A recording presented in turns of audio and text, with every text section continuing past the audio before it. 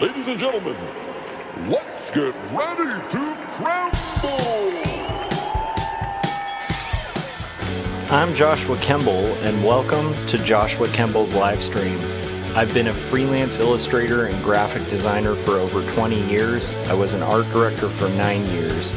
And when I'm not art directing and working on illustrations and graphic designs, I'm working on comic books and graphic novels, and that's usually what I do during my streams. And while conversations can go all over the place on this stream, from spicy and entertaining to goofy and silly, one thing stays consistent throughout every stream. I'll always be working on art. So pull up a chair, get your art supplies out, and get ready for an entertaining show that'll keep you company while you work on your own personal art projects. This is Joshua Kemble's Art Stream.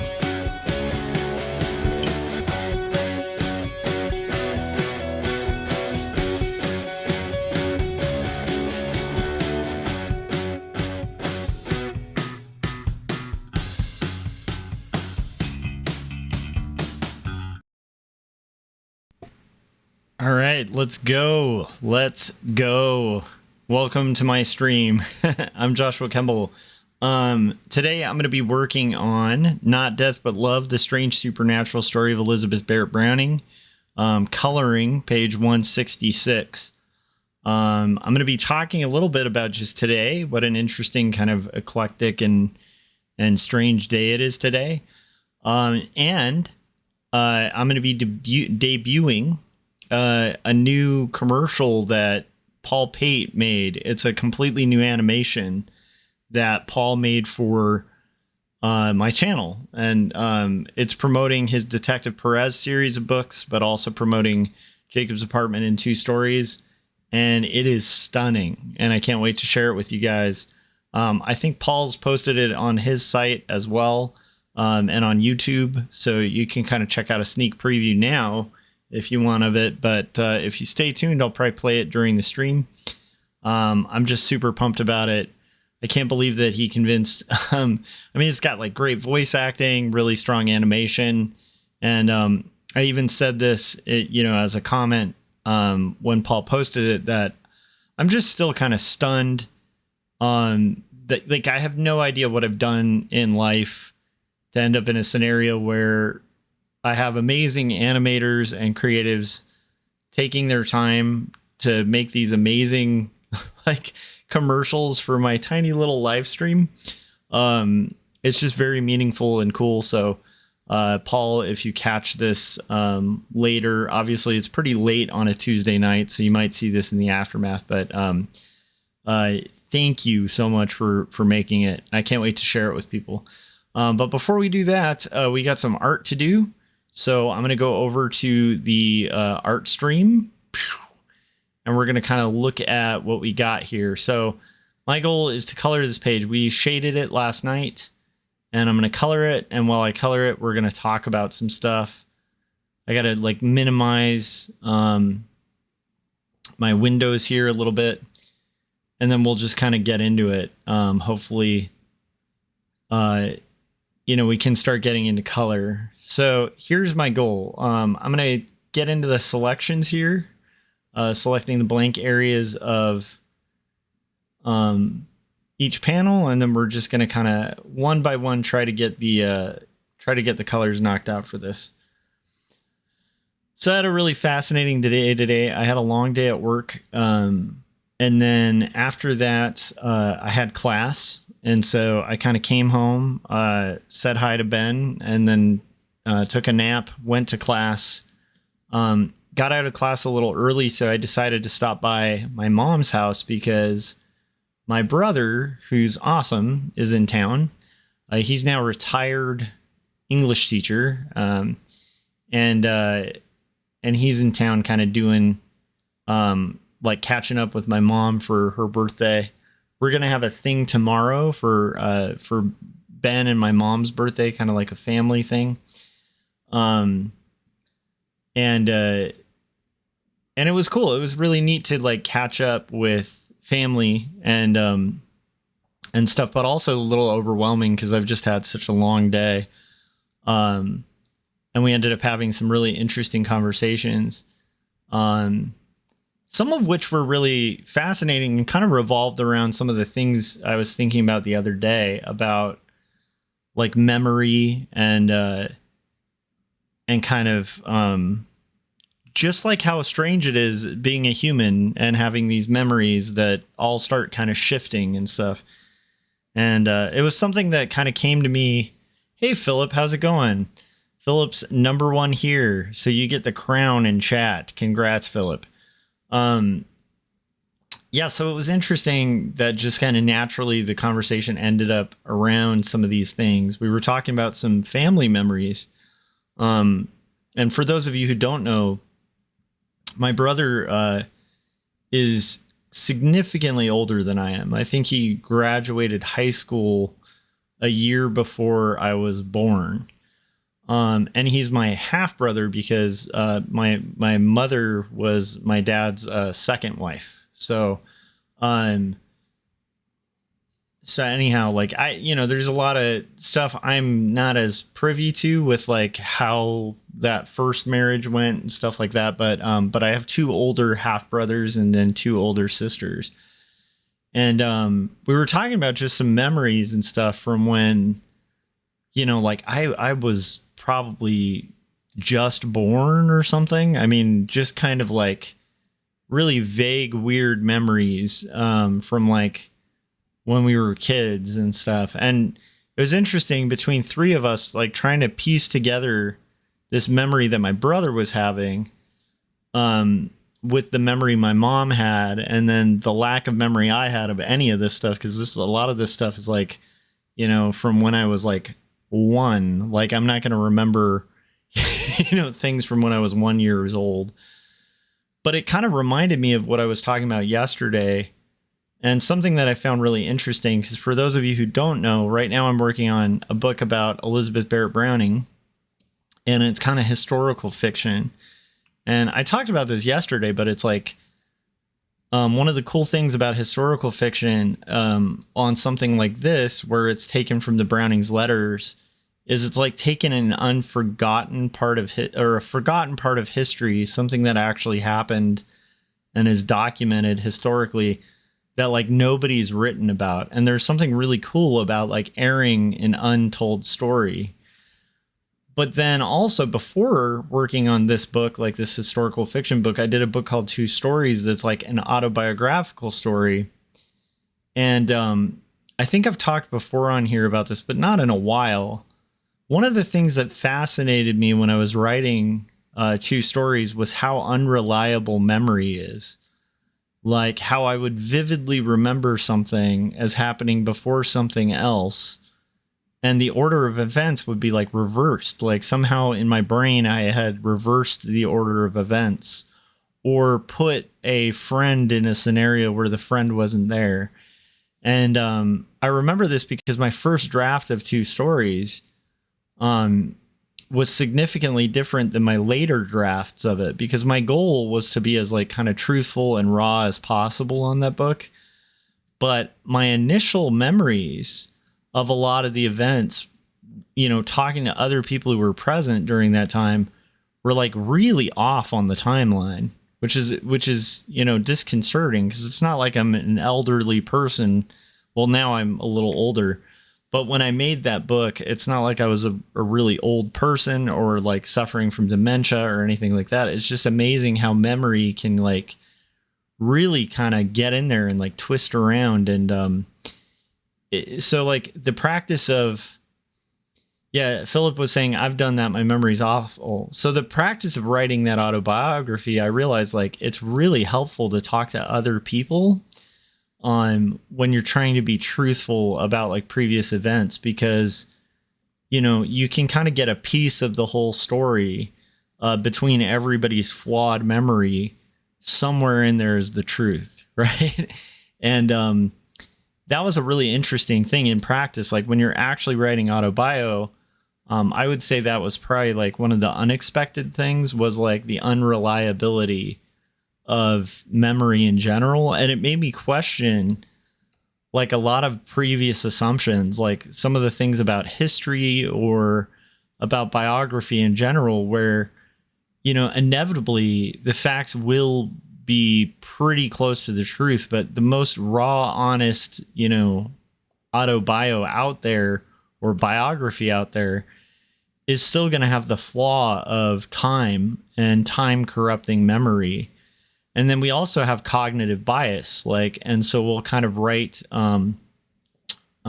stories about ourselves, putting ourselves as like the hero. And I remember when I made 2 stories, like my goal was to try to kind of correct for that by exaggerating my faults rather than like, you know, trying to shy away from, you know, particularly things that maybe I'd be embarrassed or uncomfortable writing. I tried to instead kind of lean into that to try to kind of counter that inevitable problem with memory and with cognitive bias and just the way we kind of work.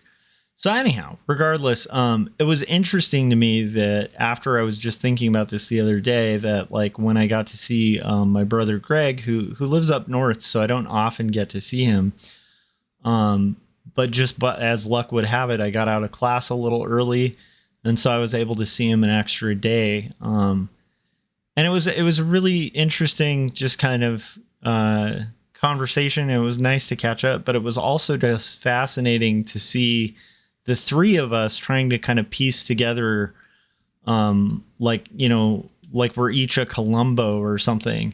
We're trying to kind of piece together what, like events that happened, like that, you know, both my brother and my mom had kind of remembered, but, you know, both were kind of struggling with, you know, correcting or really correctly, kind of identifying the kind of location of those memories. So I don't know. It's just a really bizarre and interesting thing, but again, it was a really cool conversation and stuff like that. So, Philip, since you just joined in the chats, I'm just going to kind of mention, so Paul Pate made a, amazing promo video, to play on breaks. So I will be debuting that here live very shortly. It's kind of stunning to me because it has like some full out animation. Like Paul, if anybody's familiar here with Paul, you'll know he doesn't like skimp on animation. He'll do, you know, some pretty extreme animation, for just a one-man show. And it's pretty cool. It's pretty amazing and flattering. But I'm going to be debuting that, having the channel debut of that tonight, as I'm kind of working on these colors. But I'm just like, again, kind of in this weird scenario of, you know, as a creative myself, I know what all goes into making something creative like that, like the time that's involved in that. And just the fact that somebody would take the time to kind of do something like that for silly old me, you know, is just kind of stunning to me. And I feel like I must have done something right, in the past to get such a, I don't know, such good karma. I don't know if that makes sense. Anyhow, so yeah, but another thing that's interesting about my brother is he had actually played music as well. So he was in a band. They were signed, you know, he had like toured in other bands and stuff like that. And so it's kind of funny. We didn't really grow up like knowing each other too well. He was always kind of, I mean, we had a giant age gap and he wasn't really living, you know, with us by the time I was kind of even old enough to have memories. But I've obviously known him for a long time. He's been at Christmases and we you know, obviously, like, you know, he's the father of 2 of my favorite nephews. And a really interesting, fascinating, like smart guy. But it was just, I don't know, it was such an interesting and cool experience to kind of hang out and, you know, do that kind of memory puzzle to try to figure out like where the truth lies. I don't know. I find that really fascinating. Like, to me, that's a huge one. Frank just joined the chats and said, silly old Josh. And he said, Maple brother Phil. Ah, the brothers in Maple reunite. How's it going, Frank? It's been a while. I hope all is going well. What are you guys up to tonight? What I'm up to is to try to color this page as efficiently and quickly as possible, so that I can hopefully get like a semblance of sleep before work tomorrow, but also kind of stay on pace for this book. I actually, you know what I was going to say? I actually don't think it's going to take that long, but don't I say that every time? I feel like you guys could make a compilation of every time in my live stream that I've said, it'll probably not take that long. And then like 4 hours later, I'm like working on the final panel.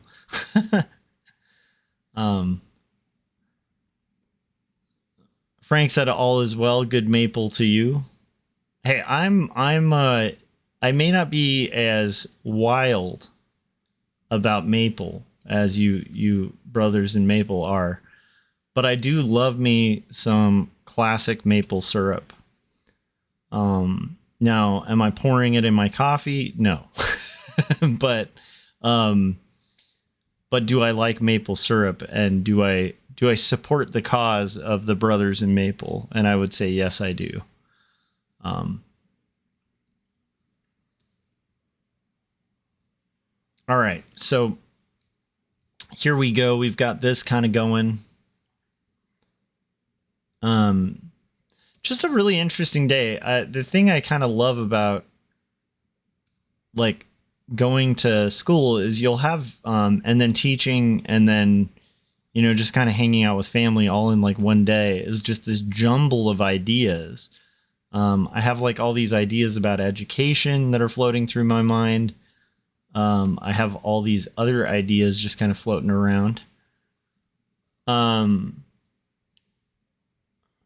Frank was saying I was going over some documents I need to print out tomorrow. Toastmaster documents. Nice. And then Philip said, although it does work in coffee.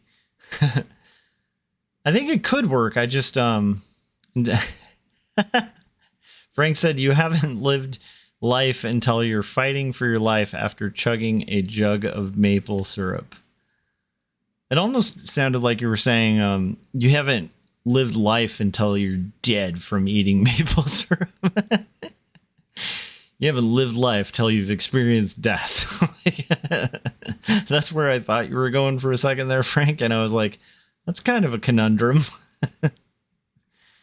That's like that old joke. If you die, I'll be so mad I'll kill you. That kind of thing. It had that tinge of irony for a second there where I was like, wait, how does that work?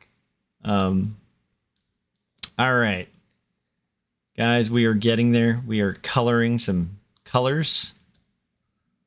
Lots of colors here. Lots and lots of colors. We've got so many to do.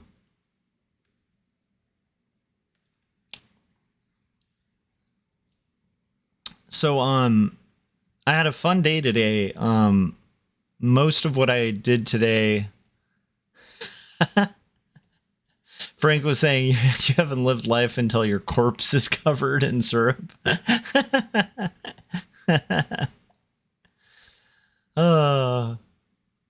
That's true. That's a sign of a well-lived life, is a syrup send-off. Frank said those are nice colors. Why, thank you, Frank. Or I think it's Christopher Runciman who calls you Frankly, right? Have you guys seen Runciman? I haven't heard from or seen Runciman online in a while, and I'm just wondering if maybe I'm missing the streams. I need to check in on his channel, because Runciman's a nice dude, and I hope he didn't just disappear off the face of the map. I don't think he did. but I haven't seen him around lately. You guys have to let me know. So yeah, so it's interesting. I had a pretty amazing day in class today. We were kind of talking about like structuring things and essential questions and essential questions, and then what was it? Enduring understanding, like two kind of concepts of like pedagogy, and pedagogy is like teaching, right? The weird thing about every field is there's always a term for stuff. This is something I'm learning about, education too, where there's a lot of terms for things that have more common parlance terms. But so like enduring understanding is just like an idea that sticks with you, like learning that really sinks in. It's like deeper, higher level thinking. But it's like, instead of saying high level thinking, it's enduring understanding, which to me is like, why even call it? I don't know if that makes sense. Or essential questions are just kind of like open-ended questions. And so that was an interesting thing to kind of, start thinking about today. Although strangely, I think in the arts, like this is pretty well known. Like, if you're learning art, one of the worst ways to learn art would be to go on a YouTube tutorial where they do like a how to draw kind of book type of way of showing you how to draw something, where they're like, start with this shape and then add this shape. And before you know it, look, we all drew the same like purple dinosaur or whatever. I think it's been pretty well known in art that that's just like not the best way to learn. Like it's not a very enduring thing, and it's not a very practical thing. Cause like, what's better for learning in art is like learning the foundations and the fundamentals of art. And then, like the step-by-step, like rote learning stuff, like draw the turtle to get into art school kind of stuff. It's not the best measure of like how well somebody's learning art. So Philip said I don't know what that means. but I guess my point is what I think is really good for learning. Yeah. Frank said oh no, Philip said I did a video like that a few years ago. Coincidentally, it was a purple dinosaur. I wasn't knocking that. I think it's like good for, like when I was a kid, I had, like how to draw monsters books or something. And it's a fun activity and it does get you to draw. But, in education and in art for a long time, I think it's been pretty well understood that like the most deep understanding you're going to get of art is like bigger concepts, like concepts that are kind of more essential questions, and or like critical thinking that like guides you to use tools of art or tricks of art to kind of solve problems. Like those are the things that we remember, I think, and like grow kind of like deeper knowledge of art. So I hope that doesn't sound condescending to any of those books that would be like draw a circle first and then draw these first, because those step-by-step how to draw books are fun. It's just like, I think like the deeper understanding is like kind of learning those fundamentals, so that you kind of know why you're building certain shapes to like make a dinosaur. And by the way, I had no idea, Philip, that you made one with the purple dinosaur. That's just a bad coincidence. But I was more thinking of like a Barney, a purple dinosaur. I was thinking of Barney, but yeah, it's definitely one of those things. Like I don't think it's bad to show people how to kind of make shapes like fit a certain template that makes a character. That's not bad. It's just in the stuff I've been going over in these college classes, it's like the movement in education now is to like really try to move towards enduring understanding, And so like Philip, you're right. It is kind of more for kids.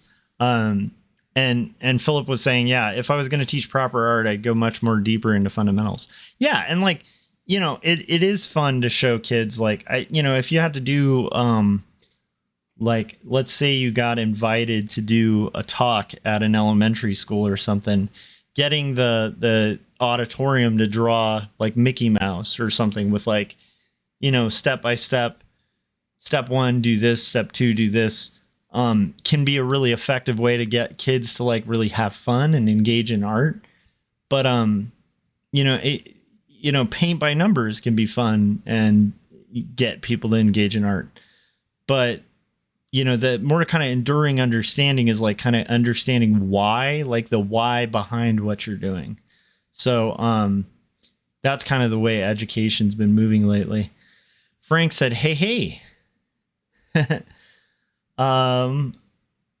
Also, not quite sure what's going on with YouTube lately. Occasionally my connection kind of goes out. Let me make sure I don't have anything extra opened. We'll go ahead and close any extra stuff, any of my Firefox stuff, and see if that was causing any of the kind of delays. And then let me also first quit out of anything I am not using, because sometimes that will work as well. And there are like 3 programs open, so hopefully that'll make it work more. Nice. Frank said, I made a 1-page rules dice game recently. I offer it for free on my Linktree. Nice. That's cool. A 1-page dice game. Is this like a role-playing game? I would guess, since it's got dice, probably. You are rolling and playing. Do you ever kind of feel like you could write a role-playing...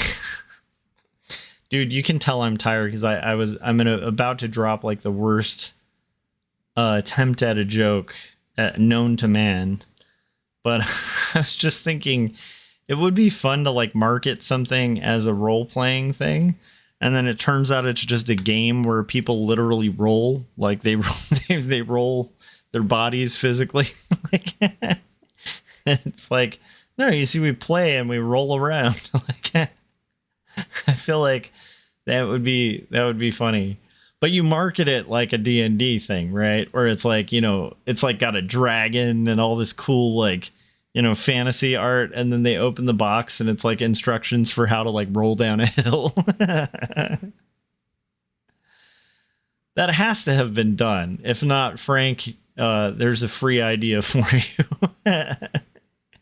You can invent false advertising for role playing. That's literally rolling down hills. I don't know why that's funny to me. Probably because I'm running on very little sleep. But it was funny. It was worth mentioning. So anyhow, yeah, that's what they were kind of talking about, was like the difference between enduring understanding and essential questions. This is an old concept. I don't think it's always been called essential questions, but it's like a big question. So like a little question is like, what is 2 plus 2? It's like 2 plus 2 equals 4, right? So that would be like a non-essential question. Because it's really easy and it relies on fact, right? So it does require thinking, and it's not bad to learn that 2 plus 2 equals 4. But the deeper understanding is like the broader concept of what is happening with addition. So like, like why would it be beneficial to learn addition would be a really good deeper understanding, right? Essential question. Like an essential question is like a more kind of, it's kind of weird. It's like anyhow, I'm kind of rehashing what I learned a little bit, but from the gist I get of it, it's kind of like that deeper level understanding that you get from broader questions that require a little more critical thinking, and don't have a really quick, easy yes or no, fact-based answer. but require a little bit more thinking and nuance to answer. And those are usually the questions that, at least researchers tend to think now, people learn better with. Oh, okay. Philip said, I went to look for my video and I stand corrected. It's a green dragon, but it has purple spots. Hey, a green dragon. Now, I was critical of a purple dragon video, but a green dragon is much better. No, I think that's a great way to get kids engaged in art. It's just essential questions and enduring understanding kind of thing. I just think in general, people learn better from things that aren't rote learning. And I kind of agree with that concept. It's been around for a long time. It's kind of like, it's an old concept that Socrates had, right? Where, in Socrates' day, the idea, like, for a while in education in his time was like that you just kind of tell people and you just tell them the answer. And that's going to lead to like some kind of understanding. And what Socrates kind of posited, and this is the Socratic method, right, was that people will come to a better conclusion if you guide them to the answers, but don't give them to them. So the Socratic approach is kind of like asking the right questions to guide someone to an answer, but you're not like force feeding them an answer. Anyhow, so yeah, pretty fun times. That's kind of a little bit of what we got into, but I guess that's one of the things that I both love and kind of dislike about education is it doesn't feel like education is a great field, but much like the art field, like one thing I noticed when I had to read a lot of art theory was like how much a lot of art theory is like rehashing really old ideas, almost like repackaged as like new modern philosophy. And that used to kind of annoy me. It doesn't annoy me as much now because I think that inevitably ideas kind of resurface, like a lot of truisms like come out and resurface in new ways, like kind of repackaged ways.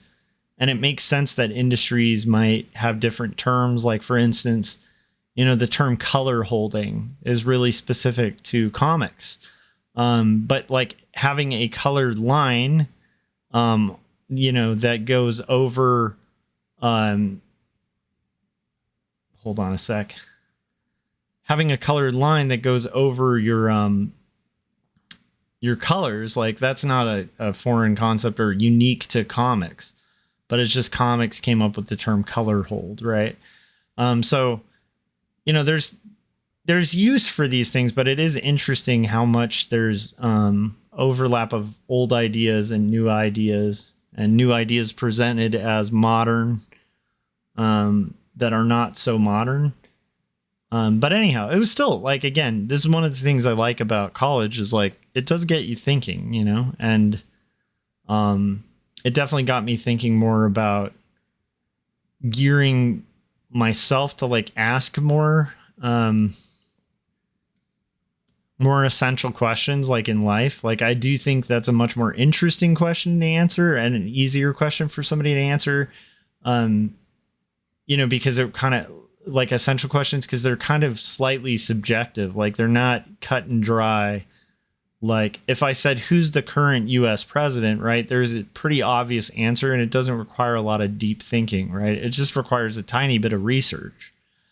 But if I ask you, like, why is there a US president, right? Or why do people feel the need for a president? Like, those are kind of those deeper questions that get you thinking, right? They get you thinking on higher levels. So they engage the brain more. And so they get those neurons firing and all that, that memory kind of firing. And I think that might be actually good for me to remember when we have artcasters, right? If we ever have a guest on, trying to ask some kind of deeper questions, and they don't have to be like super deep, like profound, but just questions that allow somebody to be a little more subjective. I think makes for better conversation and better stuff. Frank, I just linked to Philip's video of drawing a dragon head, and I am sure it is awesome. Yeah, so anyhow, that's just something that, you know, we were kind of reviewing and just kind of thinking about, like formatting lesson plans to basically play off of like big ideas or essential questions. And then like a big idea is like a theme, you know? I think you guys can kind of posit what a big idea is. But anyhow, it was an interesting day of meeting a lot of new people too. I'm meeting a lot of classmates and stuff. And then I'm meeting a lot of new coworkers and touching base with some family members I haven't seen in a while. So it's been a lot in one day. And tomorrow we're going to do a little family get together and stuff after. But yeah, so that's basically been my crazy, you know, morning. And then in my art classes, we're kind of going over, we just finished doing continuous contour lines. Philip said, man, I miss my old studio. Oh, what? Are you talking about the one from your old video? Is the new space not as kind of conducive for it? It seemed like pretty cool. The setup you had there with the studio seemed pretty cool in that spot you were at. Frank linked to the drawing a stick figure tutorial. I dig that.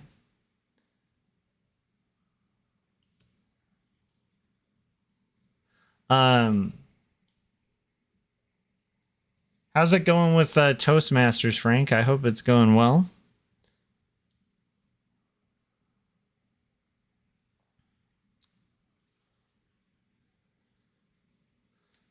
It seems like it's been a net positive kind of joining Toastmasters for you, Frank.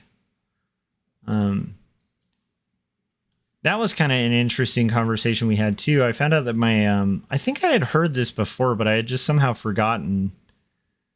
But my my grandfather on my mom's side was in my time knowing him was like one of the most like talked about. Oh, Frank said I'm the division director now. Heck yeah, Frank, that's awesome.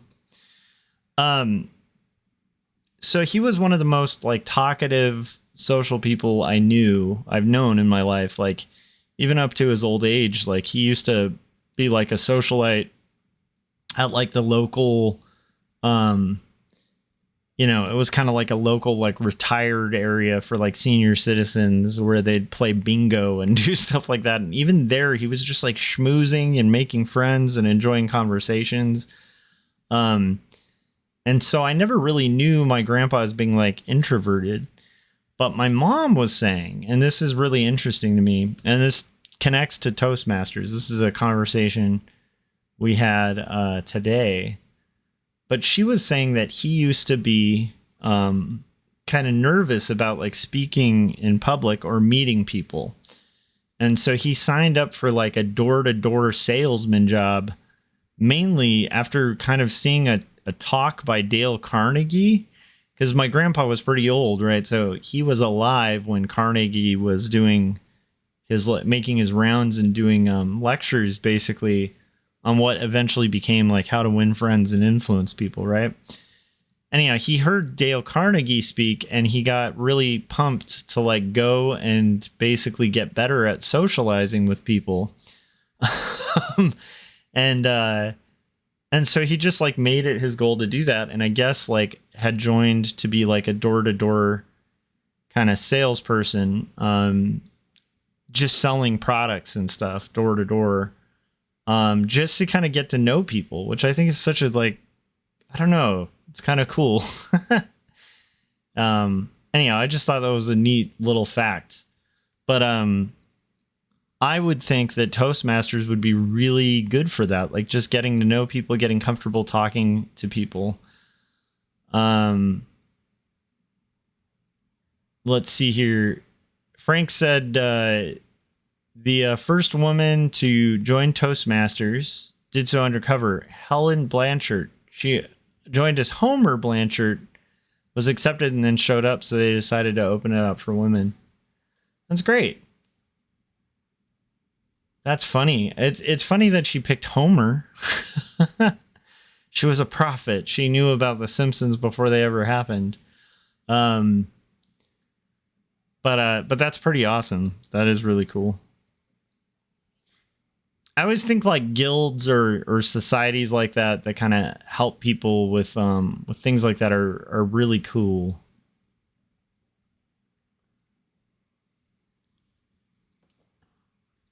I know I had an acquaintance when I was doing threadless t-shirts who we collaborated on a couple ideas, a couple concepts for t-shirts. And he went on to like go to these things called the Moth Grand Slam. And the Moth is like this radio hour kind of podcast type thing. I think it's tied in with PBS or something. Or NPR. But basically it's like a public speaking event. Like these kind of, they'd call them like, you know, a grand slam or something, but it was like a short story competition where you would tell a really quick story with a beginning, middle, and end. And had a lot of roots in like Toastmasters type stuff where you're kind of timing yourself to tell a very quick story that's engaging an audience. And anyhow, so this guy's name is Nestor Gomez, and he ended up doing like wonderfully with it, winning a couple of those grand slams, and now that's kind of his career, is like public speaking, which I think is pretty cool. So yeah, I think things like that can be really beneficial for people. Frank said that's awesome. Yeah, and he had a lot of really cool stories because you know he was an immigrant and has like all of these narratives about kind of growing up as an immigrant and navigating the U.S. and stuff that I think are just very poignant and quite often very funny. You know, and he'll tell stories from like odd jobs he's worked, and he's just a really good storyteller. So, but the Moth, I think, helped him develop those skills too, because they kind of do the same thing. Frank said, I want to be a paid public speaker. I there's times where maybe that would be fun, and then there's definitely like, I don't know, there's the weird side of me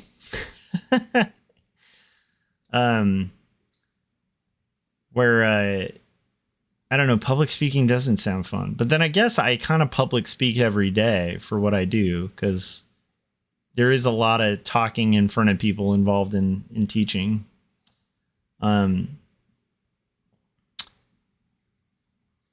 Frank, I think you'd be an excellent storyteller, though.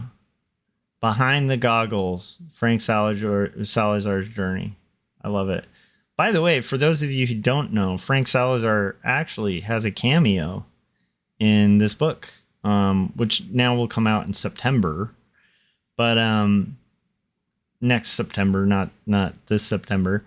But yeah, Frank is in a crowd scene at an opera. I threw Captain Goggles in the crowd, and you'll notice him on a random page. It'll be like Where's Waldo, finding where Frank Salazar is. Frank, I don't know if you remember that I threw you in here, but I did. You're in the book. But I will say, if the likeness or resemblance is there, it's just a coincidence. It's not intentional.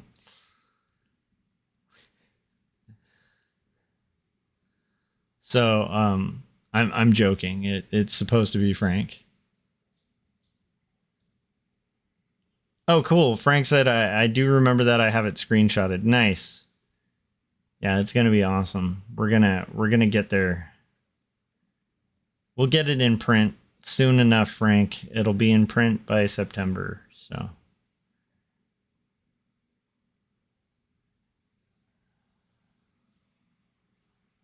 Yeah.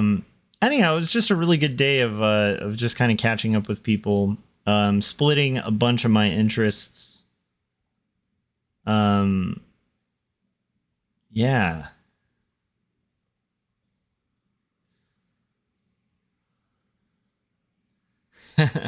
Frank was saying I also have a cameo in one of Jim's films. Heck yeah. That's right.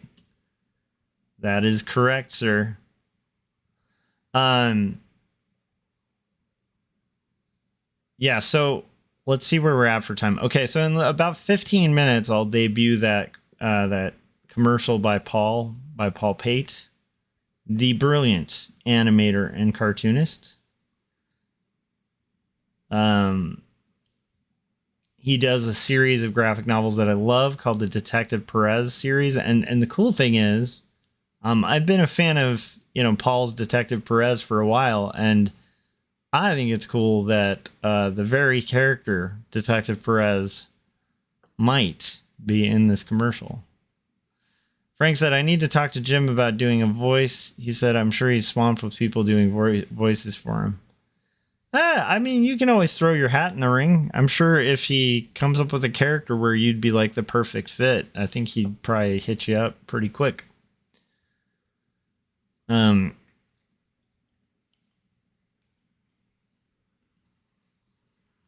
right. Well, let's see here. I'm going to kind of make the window color here. And, yeah. When I do play that commercial, I'll probably use the time to maybe brew a cup of coffee. I don't know if I should have coffee or water at this point, because I'm curious how long it's going to take me to finish kind of flatting this page. Hopefully not too long. Right now I'm just kind of going to deselect the panels with windows.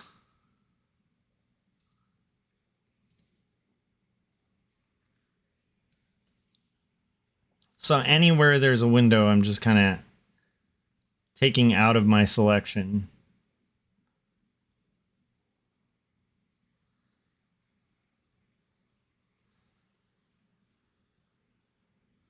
Frank, how did you end up being the director of your chapter? That's really cool.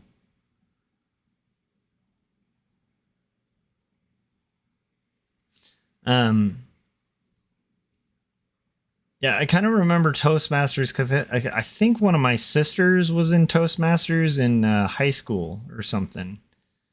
Because I think they have like a high school chapter or something like that, and I think it allowed. I don't know. It's like weird. I think she ended up like going to like Washington D.C. or something because of it. Like she got to go on a trip to like D.C. back like a long time ago.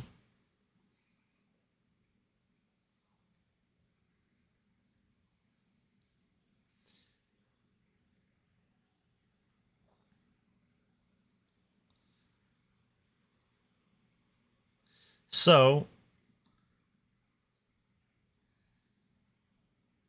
we're getting there, guys. We're making some progress. We're picking our windows. We're about 10 minutes away from the Paul Pate debut of his video for the channel.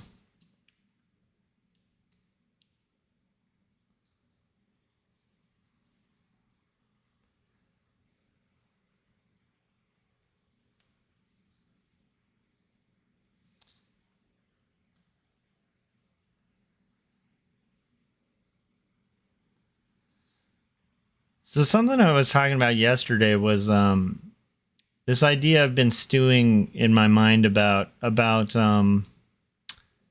the idea of normal.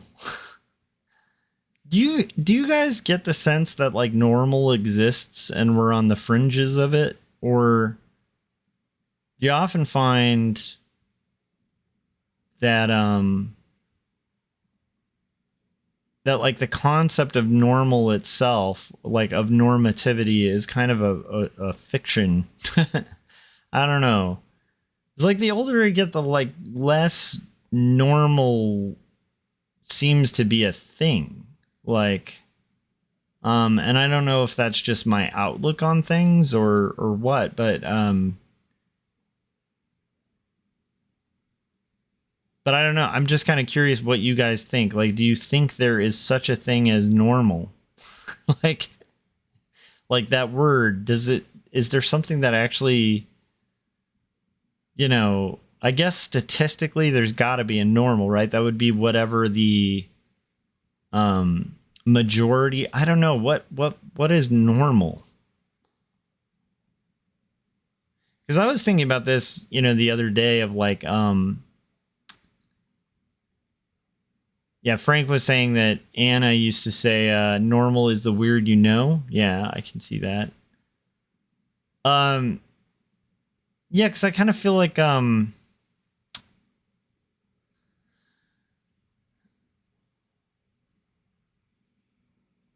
kind of feel like we're all kind of a bunch of geeks, like, just for different things. So like, the more I get into the Dodgers or whatever, which I'm not like, a dead, like diehard baseball fan now, but I really enjoyed Dodger games and watching those games and kind of following the stats a little bit. But dipping into that world, having been absent from it, it's very enlightening because most people following the Dodgers are a little weird. Like, it's a weird thing, even though it's like a very mainstream thing. It's just kind of people get really geeky about it, and some people get like over fascinated with it and stuff. And it doesn't really seem like a far stretch from comics,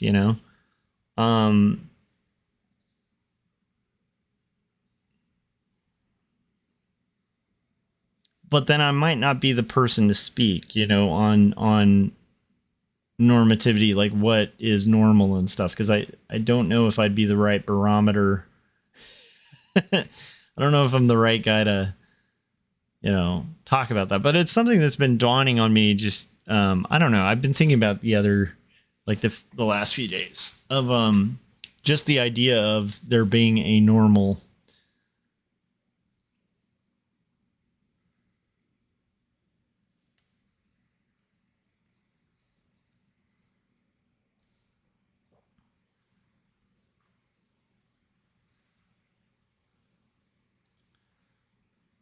Okay, so we are kind of getting there. I just have to kind of start pacing this out a little more. Okay.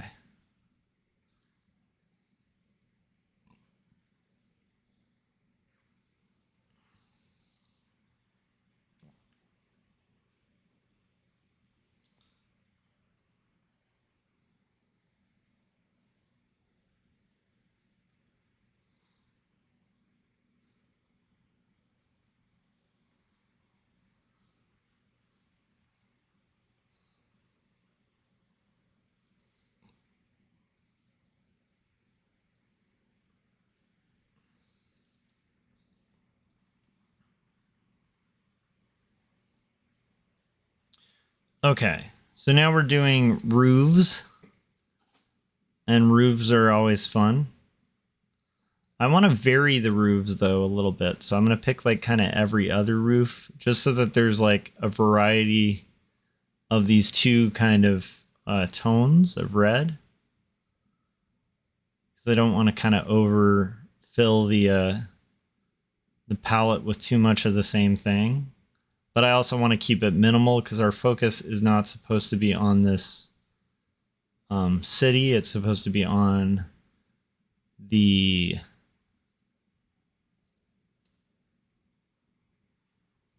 kind of balcony that they're all standing on.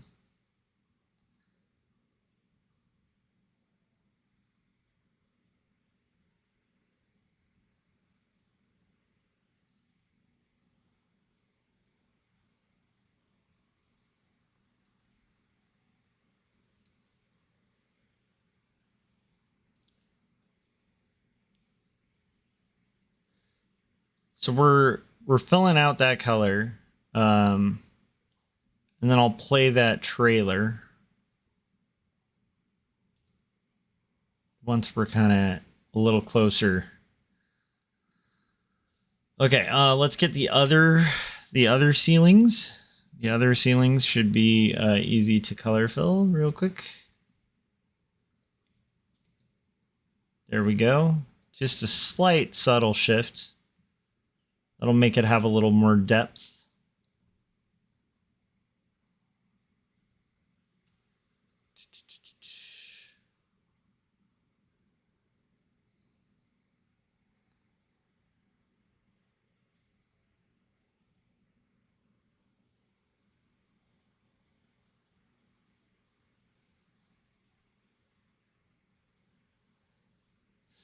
So here's a question. Do you guys ever have... Okay. Do you have a lot of moments of like overconfidence about a performance or something you did? Because I think I have the opposite. So especially as a student, I've always been kind of the type of person who I could be getting like 110% when I'm in a class, and I'm constantly feeling like I failed the class. Like, I often underestimate how I'm doing in scenarios. So like I'll kind of I don't know, in a weird way, like exaggerate like how badly I did at something or something like that. Like I'm not a good self-analyzer with things like that. And while I've grown more confident, you know, as an artist and as a person in life, I have found it really fascinating how quickly I will convince myself that like I'm failing a class or something that I'm taking, and then I'll check my grade and it's like 100 and something, like I'm doing fine. But I always feel this just like weird sense of like being behind the 8 ball kind of thing, like not quite there. Like and it's a weird feeling I just can't kick when as a student for some reason. And maybe it's because I haven't been a student in a while. But I started, because I'm a little older now, I started noticing that and being like, that's interesting. How long have I done that for? And I realized I've been doing that for a really long time where like I'll feel like, I don't know, like I failed at something when I've, actually I'm doing fine, you know? I don't know. It's a weird feeling that's hard to kick, I guess. I wonder if that ties into like what Corey talks about sometimes with like imposter syndrome. I don't know. It's interesting. Okay. Boom. We got 2 colors here. We got your 2 colors. Okay. We're getting closer, ladies and gentlemen. Getting closer to that debut of Paul Pate's video. I'm trying to finish this at the hour mark. I think that would be ideal if I could get this colored by the time I've been streaming for 1 hour. And since we're about a minute away, I don't know if that's going to happen. But it would be pretty cool if I could finish this panel, especially because this panel is kind of one of the more complicated ones. And so that would bode well for my night. And my potential of getting sleep would be good.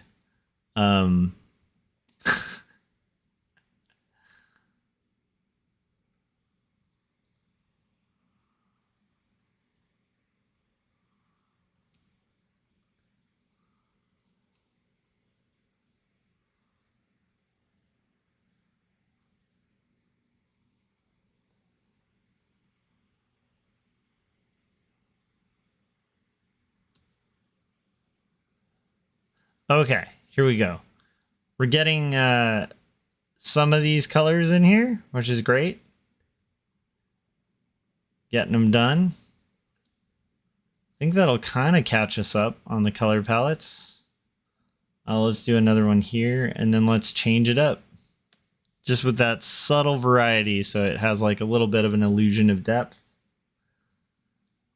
And I'm kind of digging all of that up until I get to these later parts. These later parts,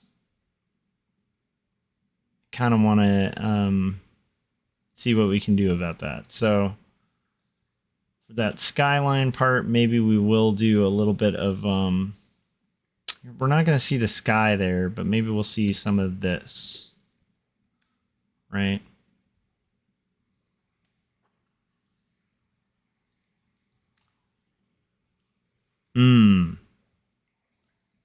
I actually like that very much. So, and then I just want to fix one of my selections because I noticed it's a little wonky there. You see that? That's a bad selection there. We're going to fix it. And then we will watch Paul Pate's magical video.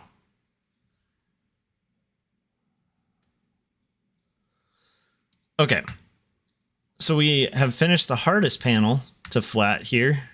And now what I'm going to do is play Paul Pate's new video and maybe possibly make some coffee. If not, at least get some water. Here it is.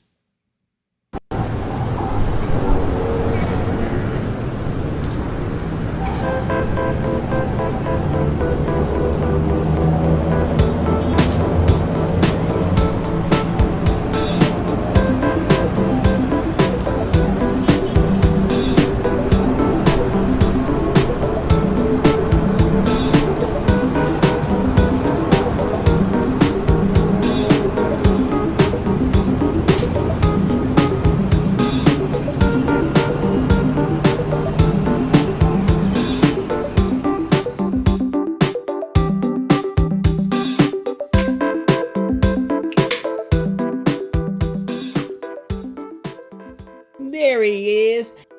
My boy got the board all set up and ready to go. You're late. Yo, chill, my dude. I brought you something. Brought me something? You feeling all right? You like graphic novels? Do I like graphic novels? Harrison, I'm the star of 3 graphic novels. You know, the Detective Perez series by author and illustrator Paul Pate. They're on sale at Amazon. You're in them too. They're set right here in Rust City. Yeah, I'm hip to all those, but yo, you gotta check out this really dope one by Joshua Kemble. Let me see. Yo, this here is called Jacob's Apartment. It's about this young dude who shares an apartment with this girl he's trying to get with, but their romance is doomed from the start. Yo, I swear this could be a Wow. The art in this is really nice.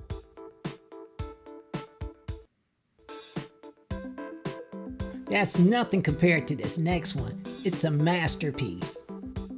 What's this? This is called Two Stories. It's a semi-autobiographical account of Kimball's childhood and early adulthood. He got picked on a lot as a kid, just like you.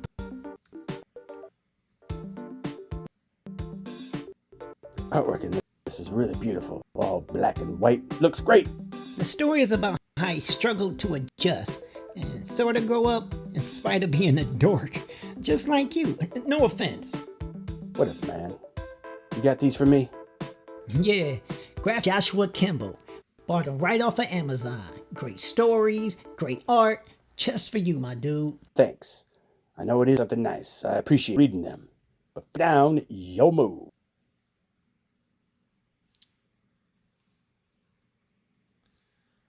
All right, awesome. So that was amazing. Hopefully it played okay. But yeah, Paul did an amazing job. Like the animation in that's great. I'm glad. I also will say, you guys should check out the Detective Perez stories. They're a lot of fun. So definitely keep those in mind. But yeah, thank you, Paul, for doing that. It literally, anytime that's happened, it just kind of makes my day when somebody bothers to do something creative for me. And and for this channel, and also, you know, like to promote their stuff too. But it was just like so good. Yeah, Frank said there was some skipping. Yeah, I think I heard that on audio too, and I think that might have something to do with me computer. But it'll get some airplay on here quite a bit, so I'm sure we will get it right. If not this time, on the next time. Frank said that was cool animation. Yeah, it's really like sophisticated animation. I just could not believe the quality of work that these animators that I know are doing. Yeah, it's just really cool. And again, being a creative and knowing kind of what goes behind making stuff like that, it just does not go unnoticed how cool that is. That somebody would choose to spend their time doing something related to this little humble little channel we got, you know. So we got this bird sequence here. Philip said it was doing that for me last night too. Yeah, I don't know what happens, but every once in a while, man, it just gets a little laggy or skippy. Yeah, so I don't know. I think such is streaming.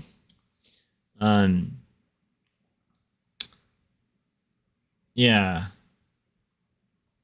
I just attribute all of it to like my old computer. And then I think also just the nature of streaming, you're going to have times where things, you know, kind of disconnect and act weird and stuff like that. So we have these doves here. We're kind of having a little symbolism in the conversation here. I forgot to color their little duck. Did I just say ducks?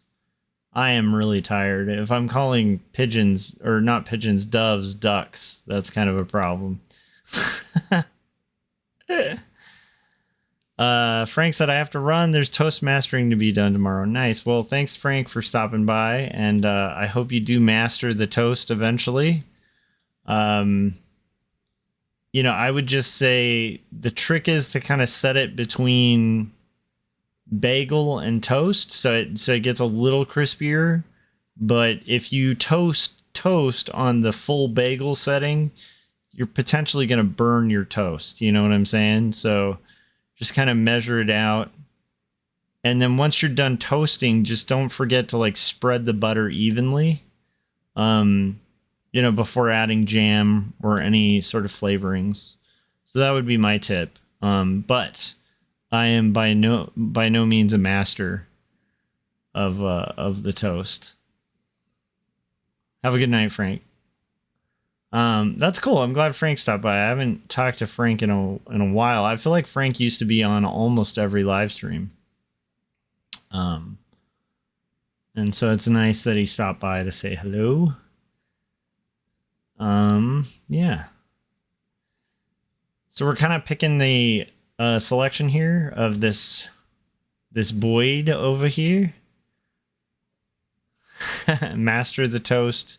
Good maple to you all, and a fine maple to you, sir, as well.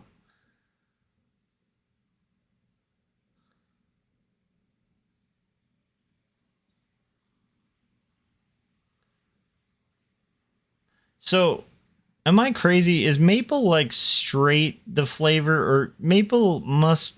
I'm curious. Does it just come out of the tree like that, or is there like a whole kind of fermentation process with maple syrup, or is that kind of deliciously flavorful stuff just literally just gonna gush out of trees with that flavor?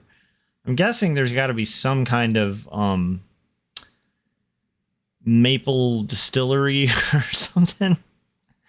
I'm kind of surprised I don't know this, but as I get older, I'm also starting to try to be less embarrassed about asking really obvious questions. But to my maple brothers out there, do you guys know the process of maple? Is it just completely natural, out of like it just springs out of the trees? I know people put taps in a tree, you know, but I'm kind of curious, like, how does it become, you know, maple syrup? Or is this just just a natural goodie? The fact that I don't even know that is, it shows you my level of dedication to the maple. I will tell you this, maple is a really great wood. Maple is an excellent wood to use for certain guitars. It has a good resonance.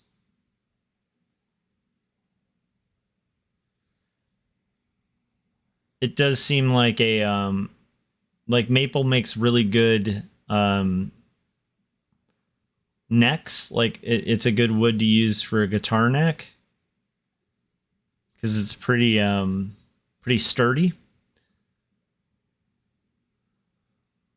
Philip said it is pretty much edible right out of the tree. There's a little bit of purification process by boiling it, but not much. So that makes sense. So, yeah. Because they just kind of tap the tree, right? Yeah, that is kind of amazing. To me, that's magical that that exists. Because syrup is really delicious, and the fact that it doesn't have to be processed in any like crazy way to have that just delicious like sugary kind of flavor is pretty impressive.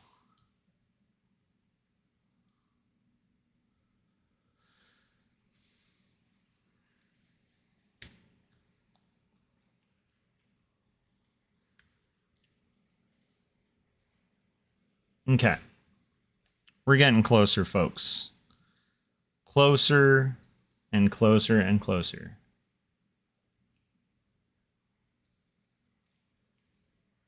Just do this. Trying to just get the background here, and then Elizabeth. I remember yesterday too, this panel went fairly quick. There was just less to select for it. Okay, now I want to kind of do just looking at previous colors to see if there's anything I can pull from. There is. Philip said, boiling it takes out the water too, so the more it's boiled, the more it just becomes pasty sugar. They sued to make little candies like that. Oh, used to make little candies like that, like little maple candies.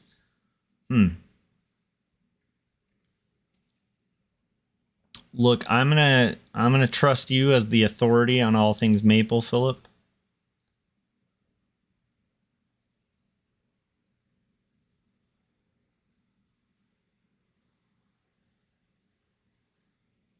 There's a whole argument among guitarists about tone woods. And I think the argument's fairly settled when it comes to acoustic guitars. Like an acoustic guitar, the type of wood that it's constructed with and the kind of resonance that that wood allows, the thickness of the wood, the build of it, the bracing, all of these things have like pretty almost like scientific effects on the sound of a guitar. But when it comes to an electric guitar, there's a huge debate online about whether the wood that is on the body of the guitar in particular has an effect on the sound. Now the neck of the guitar, I think there's like a real direct effect on the sound. But I think people have even put that to the test, and really what it comes down to a lot of the time is just the pickups and the string tension when it comes to an electric guitar. But there are preferred woods that people will use, you know. Rosewood is a popular one for like a fretboard. From what I understand, I think most necks, though, are maple. And one problem with kind of cheaper guitars, I'm just rambling about things I'm interested in. Like this is the autistic part of me, is I'll get interested in something and then I have to obsess about it. But anyhow, so maple guitars have a problem where like as a wood for a cheaper guitar, quite often they'll harvest trees that aren't mature. And so what that means is like the wood is kind of like wetter. It hasn't like hardened enough to like really make like for a very permanent structure. And they have this problem with furniture as well that uses maple. So one of the techniques that works really well to make like maple a little more solid and sturdy is to do roasting, where they basically like almost bake the maple, which significantly darkens the wood, and actually looks really pretty when it's done well. But it also makes it a much harder, kind of more durable wood that's less prone to like kind of bending as it ages, because it's not losing moisture. It already has kind of baked the moisture out of it. But anyhow, there's a huge tone wood thing with guitars, and I frankly do not know enough about the science of like sound and resonance to have much of an opinion on it. I think I would probably side with people. Well, I will say on acoustics, I will definitely say there's a difference. Like on acoustic guitars, if you have an acoustic guitar where you've backed it with like spruce, that's going to have a different effect on the tone. Whereas if the back of the acoustic guitar is like rosewood, it makes it like richer.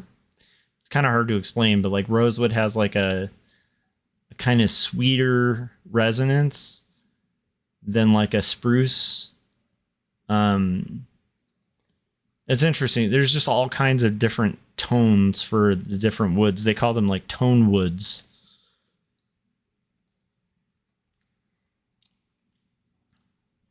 But how important tone woods are to, especially an electric guitar, is really up for debate.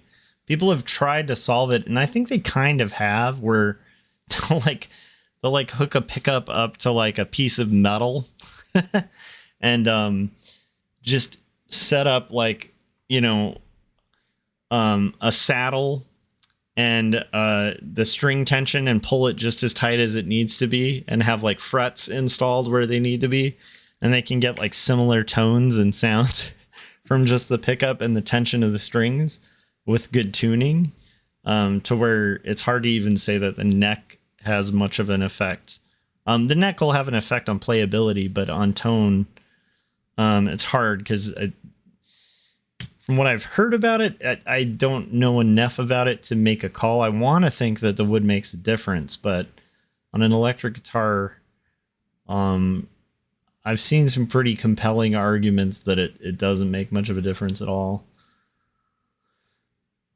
I mean, aesthetically, it makes a difference, and for the feel of playing it, it makes a big difference. For the durability of it, maybe it makes a difference.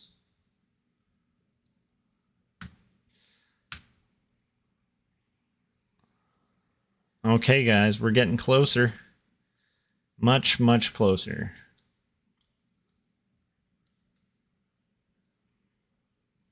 But how cool was that video and what Paul made there? I think that was pretty incredible.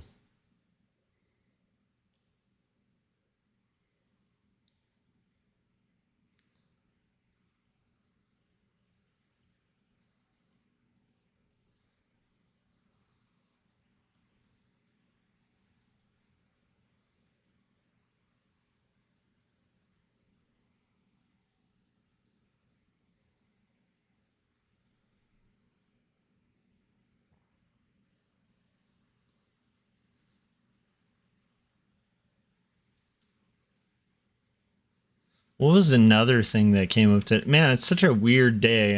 Again, my brain is in a bit of a blender from the kind of various experiences I had today, right? But one of the interesting conversations I got into was with an English teacher who was going to teach rhetoric and logical fallacies with their students. And they were kind of going over that lesson and stuff. And I kind of remembered that, like one of the sad parts about like the art of rhetoric or debate or like rhetorical strategy is that logical fallacies Philip was saying maybe you need a Tylenol. Well, no, my brain isn't like in pain. It's just jumbled with thoughts. But yeah, so like one of the things that was interesting about it was the idea that, you know, in an ultimate world where everyone's like a rational player, like fallacies would be really important to know about, right? Because it's just like it you know, you want to think that people are going to logic their way to the right answer on things. But what's sad is, like, I remember when I was younger, when I was in high school, we did mock trial and we studied a lot of fallacies and debate strategies and stuff like that. And unfortunately, and this is what I was talking about with this teacher. Unfortunately, sometimes logical fallacies might be a very smart rhetorical call because people like are convinced by fallacies because people are fallacious in their thinking. And so sometimes, unfortunately, it's kind of like the sometimes the bad guys win kind of thing. Sometimes that's the case, you know. But anyhow, we were also talking about the weirdness of teaching fallacies because there's so many nuances to fallacies. Like, for instance, the appeal to authority fallacy is I'll kind of get into it, but the appeal to authority fallacy in a debate or in a context like that, or in a rhetorical context, is basically you know, where you falsely claim that because some authority backs up what you're saying, that therefore you are right. That by its own is kind of fallacious, right? Like that claim. But can the backing of relevant authorities be just for an argument? And that's actually where the appeal to authority as a fallacy can become a fallacy in itself. Because just because you're appealing to an authority in an argument doesn't mean that you're committing the appeal to authority fallacy. Does that make sense? It kind of sounds bizarre, but so just because you appeal to an authority, it doesn't mean you've committed the appeal to authority fallacy. Because there are times where the authority you're appealing to is completely a justifiable argument as to why it is factually true. Anyhow, so we were talking about that, like me and this English teacher who was gonna teach this stuff, and how it's hard to kind of not only teach people to recognize fallacies, but also teach the nuances of fallacies, because you can really like memorize like appeal to authority or whatever, and then you kind of forget that there's times where you can appeal to an authority and not be committing the appeal to authority fallacy, right? Which is because they're an authority, therefore I'm right. But sometimes an appeal to an expert in a field is exactly the right call to make in a rhetorical, to be rhetorically effective and logically consistent with an argument. So it's an interesting thing. I don't know why I was thinking about that. All right, guys, we're gonna finish up this this panel, and then I will probably play another trailer.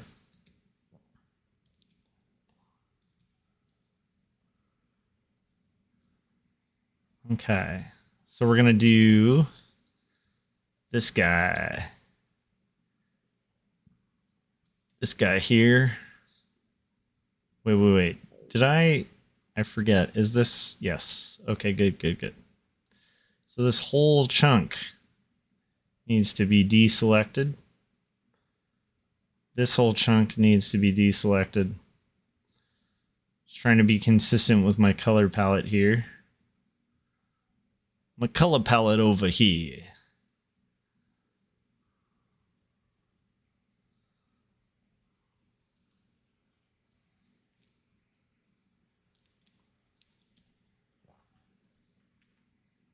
So you know what I love about the scenario I'm in right now is like my brain is very stimulated by all of this learning and teaching and conversing and like kind of getting in really interesting conversations with various people, you know.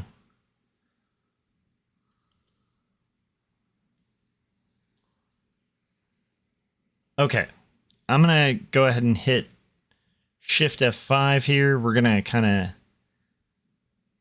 look at this. Let's see where we're at. We're halfway there, ladies and gents. I'm going to play another trailer and I will be right back. So let's put on the Kemble files. You know what? Yeah, we'll do the Kemble files. I'll be right back.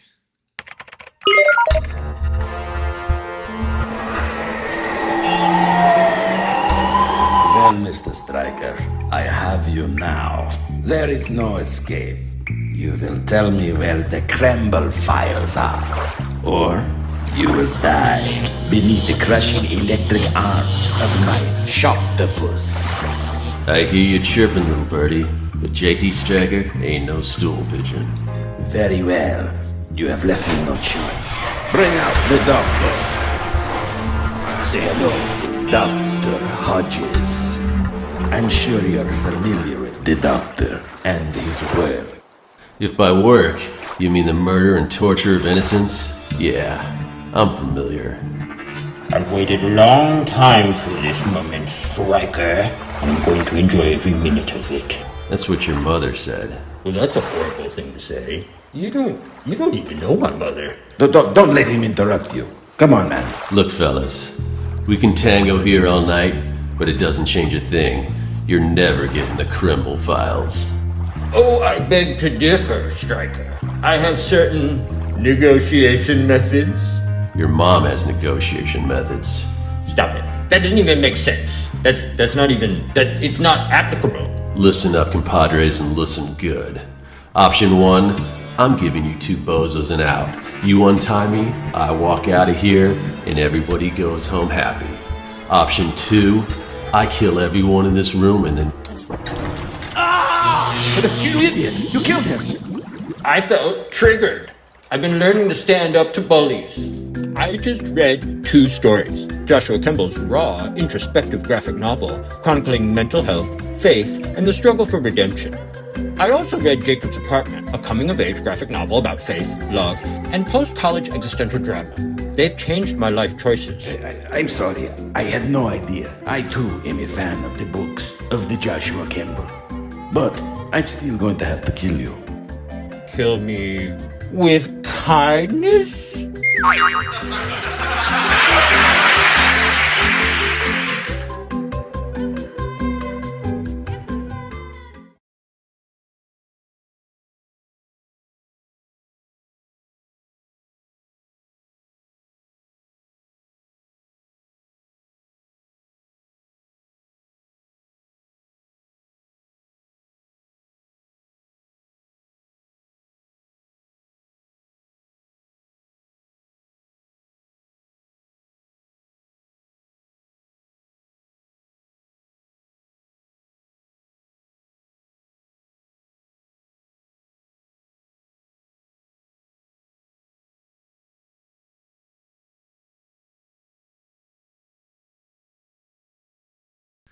Hello, I'm back.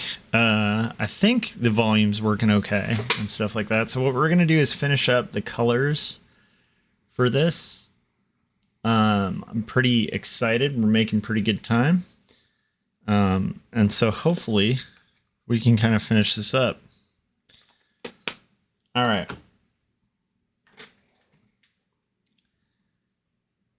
And kind of cool. We got to watch back to back like some original animations. I think I should play Philip's video too at some point, since Philip is in the chats. And maybe I'll give Frank some love and play his video again too. We'll see if time allows. Okay. So, just get this background kind of knocked out here.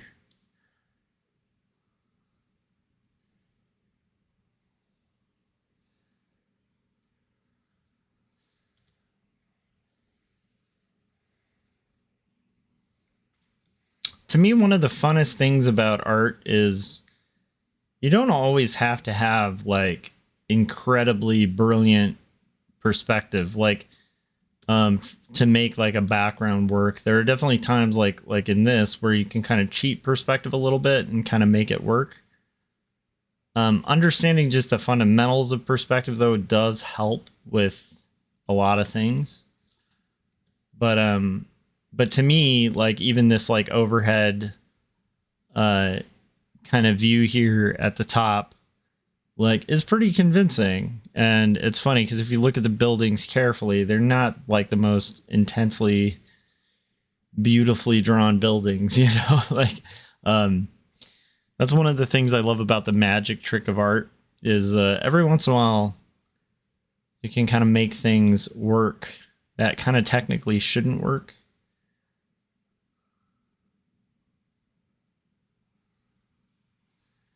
But anyhow, so in school we've been going over contour line and continuous line because we're in kind of like trying to teach all the formal elements of art and design. And so the first that I usually like to start with is line because it starts getting kids to look for line in things. And then eventually we'll be moving on to space, which is another one of the elements. And that's where we'll start getting into like 1 point and 2 point perspective. And that's pretty fun. I always find it really cool to show kids how they can kind of build a reality or the illusion of reality with just following some basic guidelines, you know.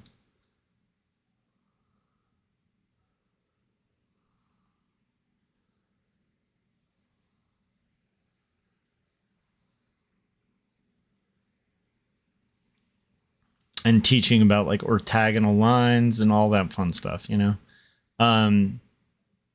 But right now we just got through continuous contour and then we did blind continuous contour. And now we're getting into just contour, which is like much more planned out and mapped out, but you know, it's such like an important basis to art, you know. So that's been pretty fun to kind of review.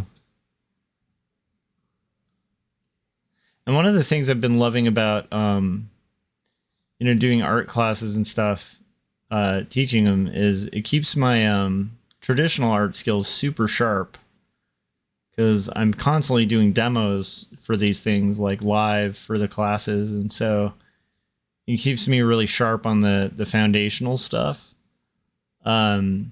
Because I kind of have to be on point with it. But it also gets me a lot more relaxed when I'm working on personal stuff because it's like, you know, I'm pretty much practicing art, you know, most of the week. And so to kind of hit the drawing board here isn't as bad because I'm kind of hitting the drawing board all day.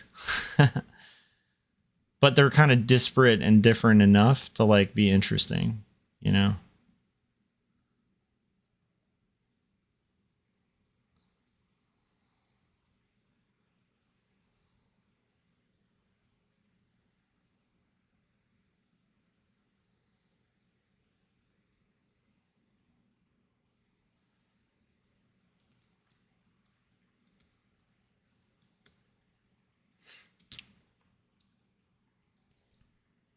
Something that I find fascinating is when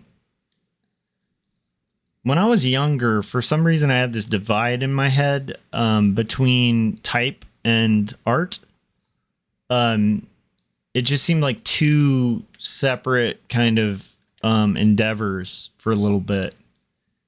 Not that I didn't appreciate type. I just remember the first time I took typography when I was working on my undergrad, it clicked and I learned some stuff, but it didn't fully unlock. I feel like as an artist, you always end up at these points where different things kind of unlock and there's like an aha moment. Maybe that is that like enduring understanding thing I'm talking about. But yeah, for some reason, typography and design and art all kind of seem slightly separate from each other. And I remember once I realized that you can take typography and deconstruct it into shape and measurement and observation, kind of in the same way that you can the human body or like anything that you're drawing, typography really started to unlock for me, you know, and then kerning started making more sense, you know, because it was about like aesthetic considerations and like really kind of treating your type as if it is an illustration. And that made typography and design kind of open up a little bit for me.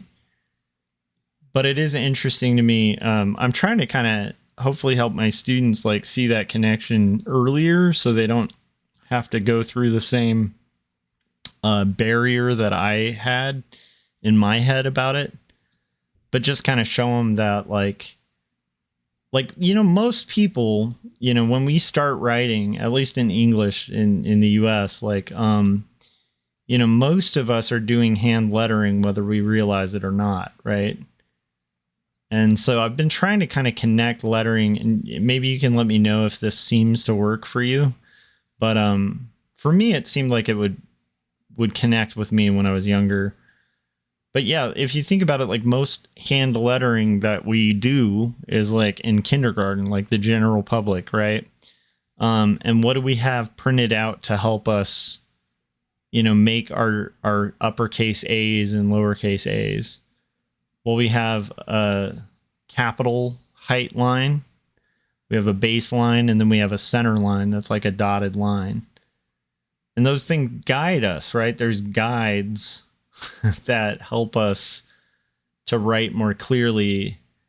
And then we continue to do that with guides until we get so comfortable that we no longer need like the center line, right, to write on. But we still use like lined paper if we're like writing, you know? And we can do it without the lines, but that tends to lead to like a bad result. So what's weird is we already know these things like innately, and for some reason as artists, I think we'll like almost like overcomplicate it and kind of forget that like when you're doing traditional lettering or hand lettering, the first rule is, you know, get those guides in, right? You need to have your cap height, your center line, and your baseline, right? If you needed that on like the simple elementary school stuff, you're going to need that tenfold on the custom type. And then just kind of being consistent with measurements. So if like type has a certain character to it, you can kind of get a feel for like what each letter is going to look like, because there's like a language to it, like thicknesses are consistent in certain areas and stuff like that. As for like kerning, you know, it's just all based on the principle of, you know, if you have a square next to a square, and let's say you have a square with an inch between, like two squares with an inch between them. Here, I was going to do a little diagram, but I gotta stay on task here, guys. Finish this up. But if you have like two squares with like an inch between them, right? They're gonna look closer together than if you have a square and a circle that have 2 inches between them. And the reason is because the surface area that's being taken up between the square and the circle is significantly more than the surface area from a square to a square. So like a flat line next to a flat line looks closer to a flat line than like a parallel line than a curved parallel to a straight line. Like that'll look further away, and it's because it's occupying like less or more surface area. And so a lot of it, like you kind of have to compensate a circle and a square, like move the circle a little closer. So just kind of following that intuitively kind of explains why kerning is the way it is and kind of the science behind it, right? It's all trying to kind of get that overall surface area to feel equal.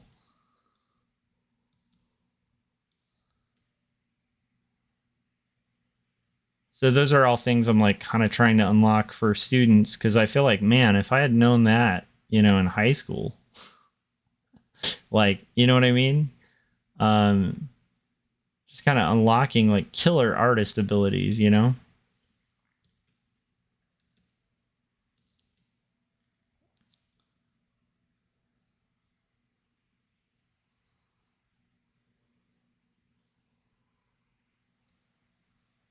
But a lot of the thing that's hard when you're learning art or learning color, or you're learning kerning, or you're learning life drawing, or you're learning caricatures, or whatever it is you're learning, a lot of that early curve that's hard is like going through all that practice without being able to fully connect it or have that aha moment. But when that aha moment happens, like where the color wheel starts making sense, or analogous colors start making sense, or split complements start making sense, like just basic stuff like that, then it all kind of starts unlocking in a weird way. And so it's like, I feel like half your job as an art teacher is like kind of help kids like learn how to see. And part of learning how to see is learning how blind you are. Like, which is why I think things like the upside down man, or, blind contour, things like that, continuous contour from observation, like these things are really good because they show you how off your perception of what you're drawing is from your true vision of what is in front of you. And the more you can kind of close that gap between your perception, like what you think you see, and what you're actually seeing, the more easy it is to replicate things from life. And then the more you replicate things from life when you're drawing them, the more you build like that memory bank and can draw a lot of things, from scratch. But it's one of those weird things of, it is kind of like you have to kind of learn how to see, and you have to learn how to hear when you're doing music. You have to learn how to hear. You just get a sense of it, like the more you do it till it unlocks. And even if you don't know the formal theories behind it, you just know when a note is off and when a note is on. It's like an innate thing that just develops the more you play music.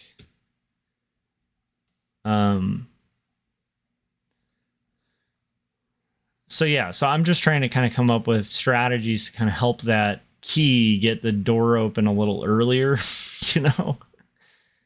because for me, some of those lessons were just, took a really long time to kind of hit home. Even contour lines, like my favorite way to sketch nowadays is with a pen doing contour sketches, because you can just work so fast. Like just doing continuous contour line, like you can really draw fast. Like you can draw a crowd of people real quick, like in a room full of people. But it didn't feel like that when I first started doing contour. Like, it really didn't feel like that. So it's been interesting, like mentoring people in that process. Does that make any sense, or just sound kind of like snarky and weird? Anyhow, that's my hope this year, is to kind of, I kind of like, my goal in teaching is to try to give them everything I wish I had as a young artist, so give them those fundamentals, but also, equip them with some heavy tools that like I didn't really learn till, almost 10 years later in college. I feel like if you can get that stuff earlier, there's just like no stopping somebody with those fundamentals. But then you kind of wonder, like, with the advent of AI and stuff,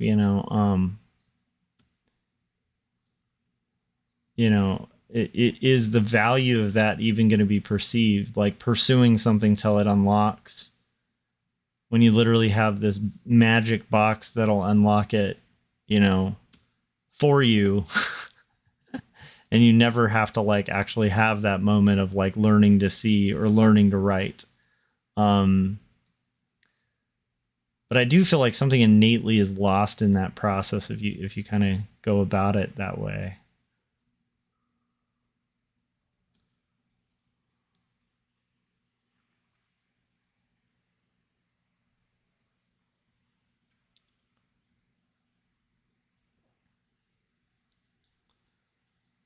So these are all the things swimming around in my, my brain today. All the things. All right. We're getting there, guys. We're getting closer.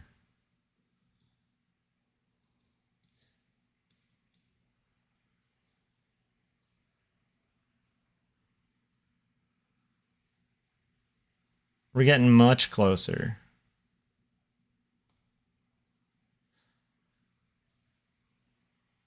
I am super proud of this book. Like, I think it's coming out great.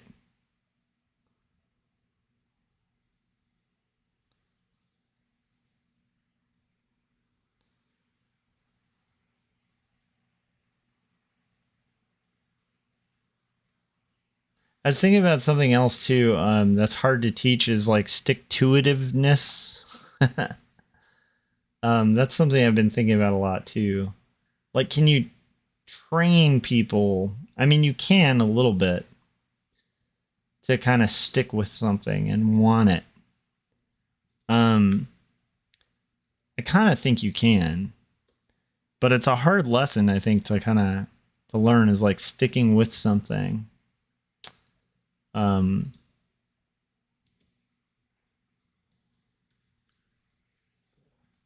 Which is probably why we have so much like weird, interesting neurodivergence in art, in the art field. A lot of that probably ties into like you do need like a strange kind of obsessive interest in sticking with something to kind of get somewhere in art.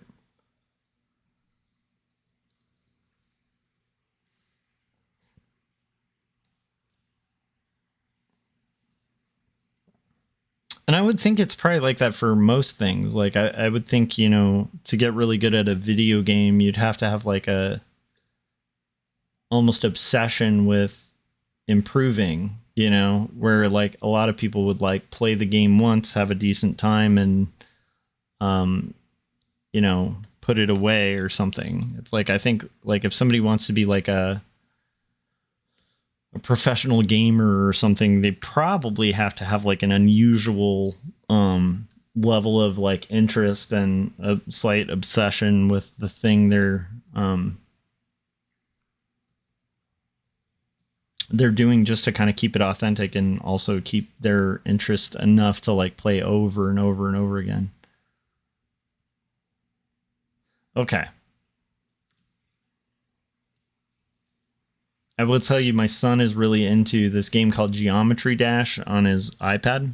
And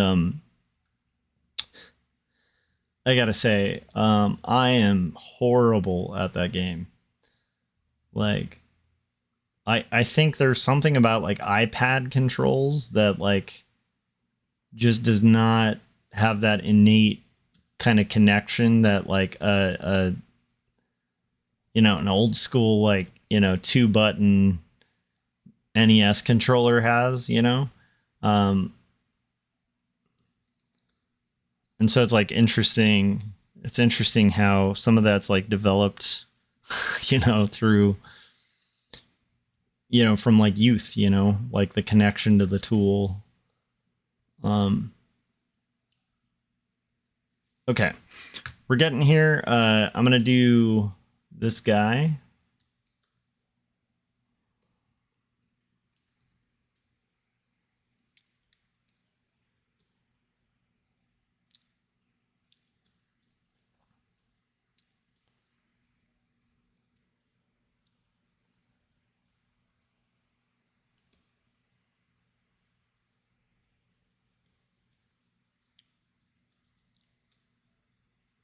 What else have I been thinking about lately?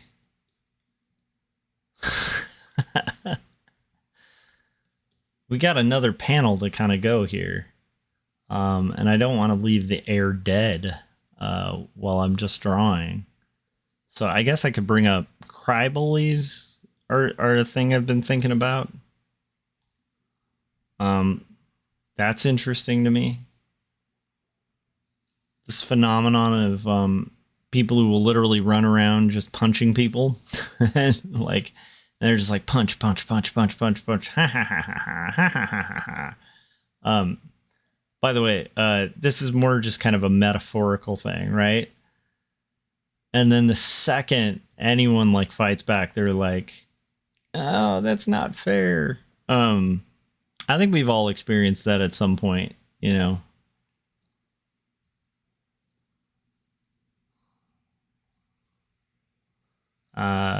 That's something I've been thinking about lately, or I feel like I see that more and more.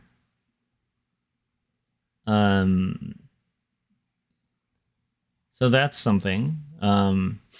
Yeah.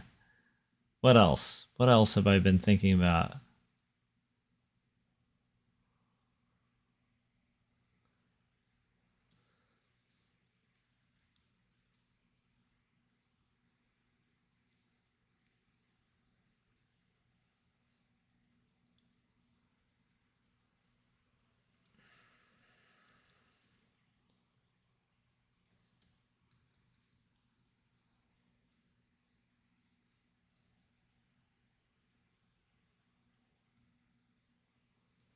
There was a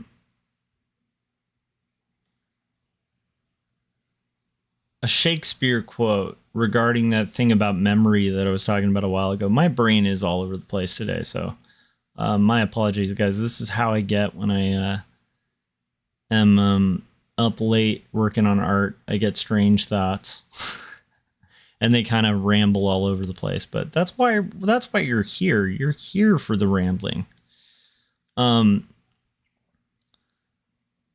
Yeah, so there's this old, like, I believe it was Shakespeare who kind of did the "time makes fools of us all" quote. I think that's an interesting thing where, you know, like the folly of youth is kind of assuming wisdom before it's been earned. And then the folly of age seems to be gaining wisdom to the point where you realize how little wisdom you have. You know, simple things like I'll feel wise for like a minute until somebody mentions maple syrup, and then I forget whether maple syrup is like super processed or if it just comes straight out of the tree, right? And then I have to have another adult kind of go, "Oh yeah, maple syrup's pretty much straight from the tree. Sometimes they'll boil it." And I'm like, okay, I didn't remember that. Like, how could I ever feel like I'm a very wise person, and yet I forgot that maple syrup pretty much just comes straight from a maple tree? That's kind of wild. And then I get curious about stuff like who was the first guy?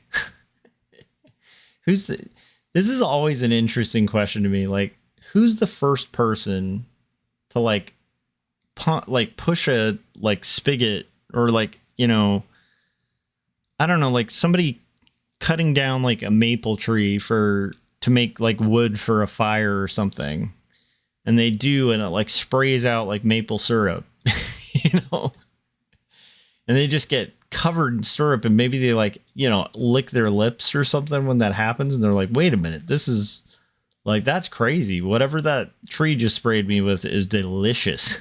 Like, who's the first person to discover, you know, maple syrup?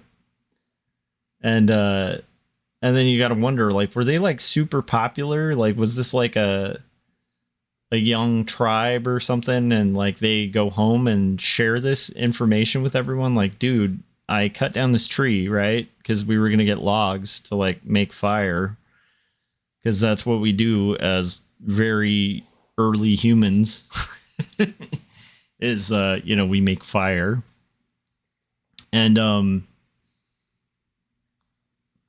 then like, who's the first person to like have that delicious flavor of maple syrup? You know, like that must have been a pretty cool experience. I don't know if I've experienced anything that cool in my life where like I've been at a job and I, you know, chopping down wood or whatever it is, and suddenly I'm just hit with a blast of like the tastiest, most delicious thing you've ever had.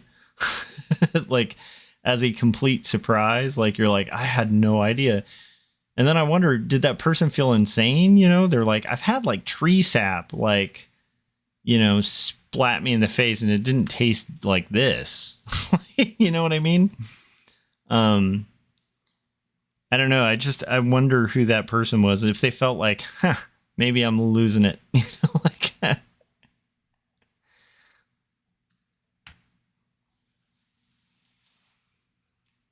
or was it the opposite? Like maybe the first tree somebody ever cut down was a maple tree. And they were like, you know, they cut down the maple tree to like get logs or something. And then they, you know, this sap just blasts out of it and that tastes delicious. And they're like, oh my gosh, like trees are amazing, you guys. Trees are amazing. Because not only did they make these like tasty fruits and stuff like that, but inside of them is like this delicious stuff. And then they were like severely disappointed when they chopped down other trees and were like, wait a minute, was I crazy?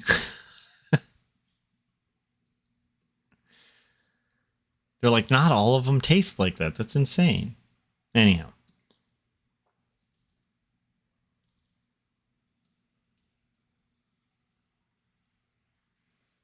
But yeah, life is full of like so many weird things that humans just like through trial and error figured out, you know? It'll like blow your mind if you ever just look into how colors were invented for paint, like how different pigments are, like still to this day, like paints are made. It's just bizarre, like how dyes are made and like the weird processes to get specific colors and stuff. And like just the, you know, thousands of years of just messing with mixing different things, like kind of led to, you know, the modern, you know, painter's palette. Yeah, I think that humbles me to think about that kind of thing, or to think about, you know, like manufacturing processes and stuff. Or like who came up with making concrete. And I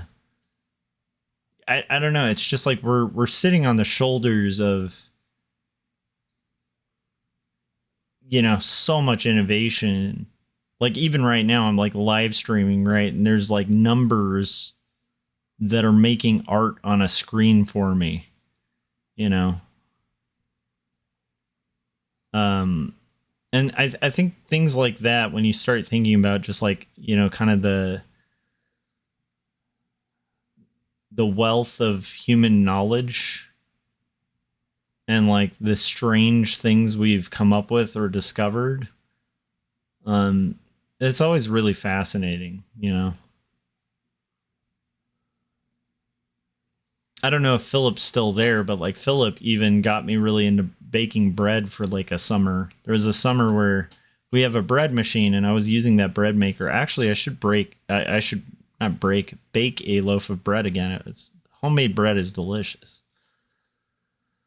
But anyhow, so when I was doing that though, like it's such an interesting process, and like you're mixing like yeast and like flour and all these different things. Well, mostly yeast and flour, and like heating it and, you know, moving it a certain way and stuff. And it's like, it is bizarre when you really start, even something simple like that, you start thinking like, who came up with this? Like, and then, you know, for like one moment in human history had like the keys to the bread kingdom.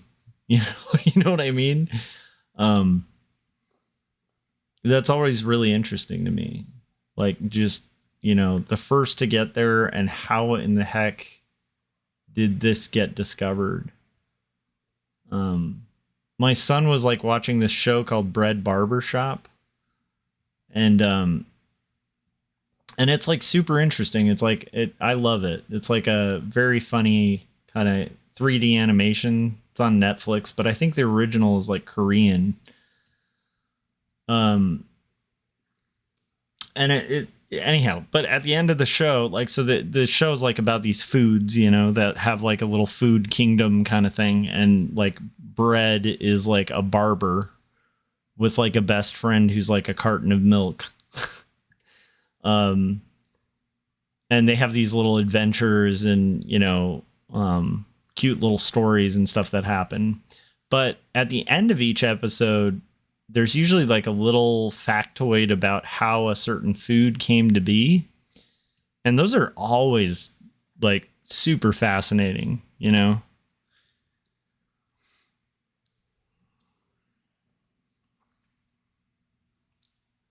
Like foods we just kind of take advantage of, or just like, you know, accept as like something that is like, a lot of the time there's like a point in time where these foods weren't, you know. If you look into like what the original banana looked like, bananas used to be apparently like a ton smaller, right? And then we've just kind of modified and, you know, grown the banana to where it's like this like monstrously awesome, delicious thing. And it's like, it's interesting to see like all of that stuff. Like, so I do feel like who in the face of all that knowledge, you know, which is actually a lot of it's at our fingertips, like, right, with the internet and stuff, feels like they know a lot, you know? I don't know. I feel like there's just no way to kind of know it all. And then also when you know it all, to like be sure that what you know is like, you know, what's actually there.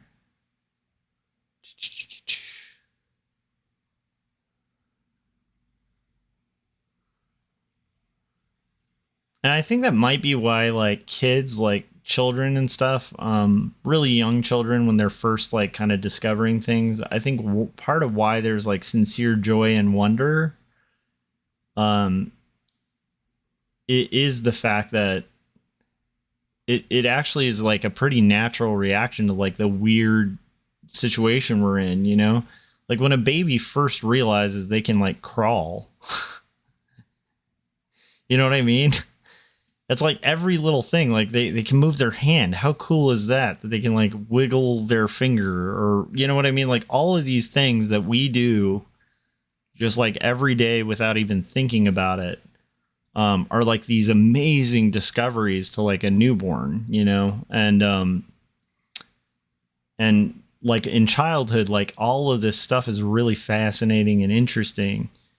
And then I think we get older, we get filled with a lot of the information, and we almost like take advantage of that information, or just stop the curiosity to like know, you know? And some of that's out of necessity, right? I can't just sit around like all day, like Googling things or reading like a million books just to like figure everything out. At some point, you know, I got to just kind of accept my limited knowledge and kind of go to my job or wherever and kind of work with what I got, right? But it is interesting to me that like I think kids might have the right stance in that sense, to be kind of filled with joy and wonder. You know, you see a little kid like my son, like when he first learned how to jump, it was like the coolest thing to him in the world. Like just jumping with his like two legs, you know, like it was just like the most amazing thing. It would like crack him up. It was just this amazing thing that he could like do these things, you know? I think the first time he realized that he could like fall back on like a mattress, and it like was just fascinating to him. He's like, that's crazy because I just did this thing and you know, I'm good. I don't know. It's anyhow, so I obviously my brain is, you know, I'm kind of doing a lot of kind of tangents and stuff, but that is something I've been thinking about a lot lately too, is like to try to approach the world with more curiosity. You know, like children I think are naturally in awe and curious about the nature of reality and the things we can do that are just so strange, you know?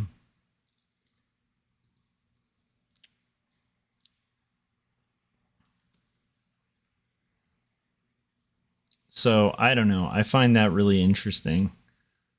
But maybe it's not. Okay, so we're gonna do our hand here.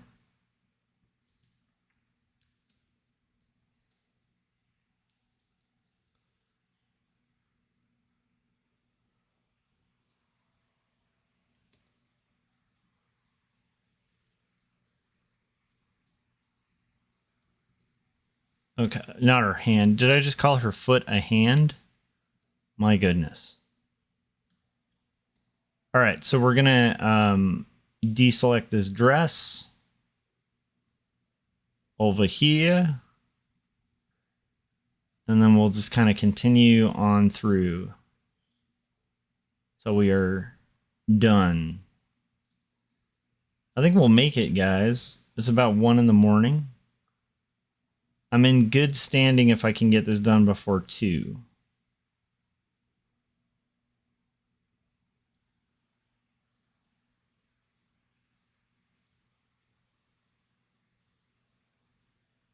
And if you guys are tuning in and you've been keeping me company, I appreciate it.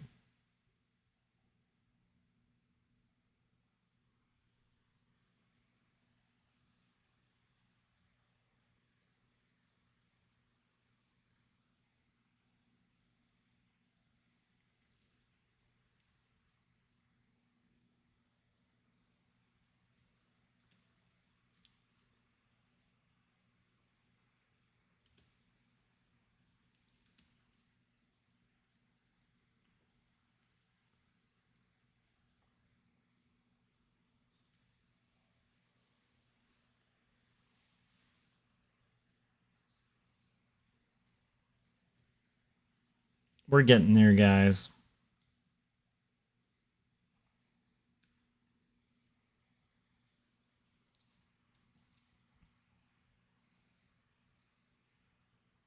Oh, did I just accidentally expand the selection? I really hope not.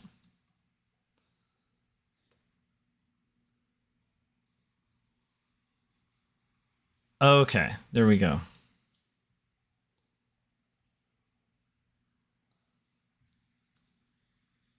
Working on that ring.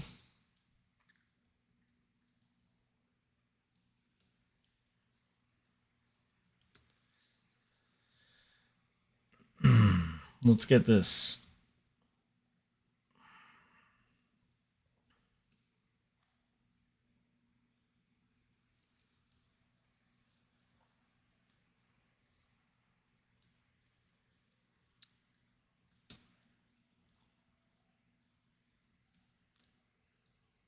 So it was interesting talking to my brother because he recently retired. Like I said, there's a bit of an age gap between us. But it was interesting talking to him about life, what life was like retired, right? And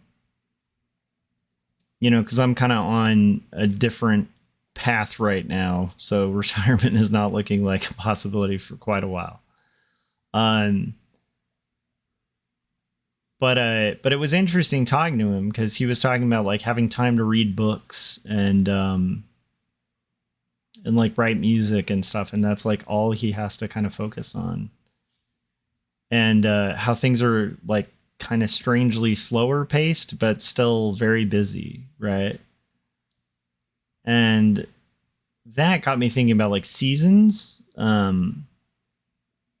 which is not like the deepest thought, but it's just something I was thinking about where, it's interesting to me that like right now in my life, I am, and I swear there's probably been years before this where I'm like, I'm never going to be this busy again. Right. But, it is like blink and I'm somewhere else kind of busy.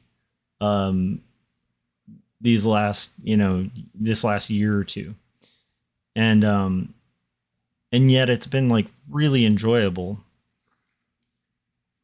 But I think part of appreciating it is like realizing like, oh, this is like a season. This is that like, this should not be skin tone, by the way. That just looks weird. So I'm going to fix that too. So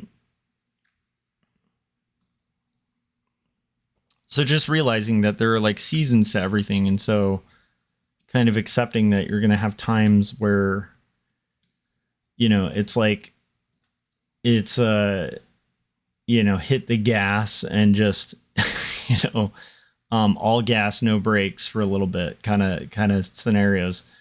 But then there's going to be other times where it's like, maybe seasons of reflection, or seasons of like just enjoying the ability to read a book,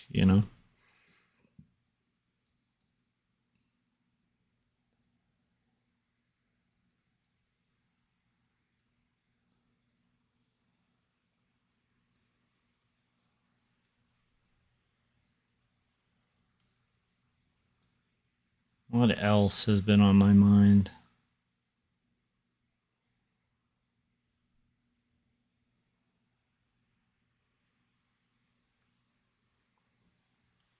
Well, let's get further on this comic that's been on my mind. There we go. Okay. Got this color.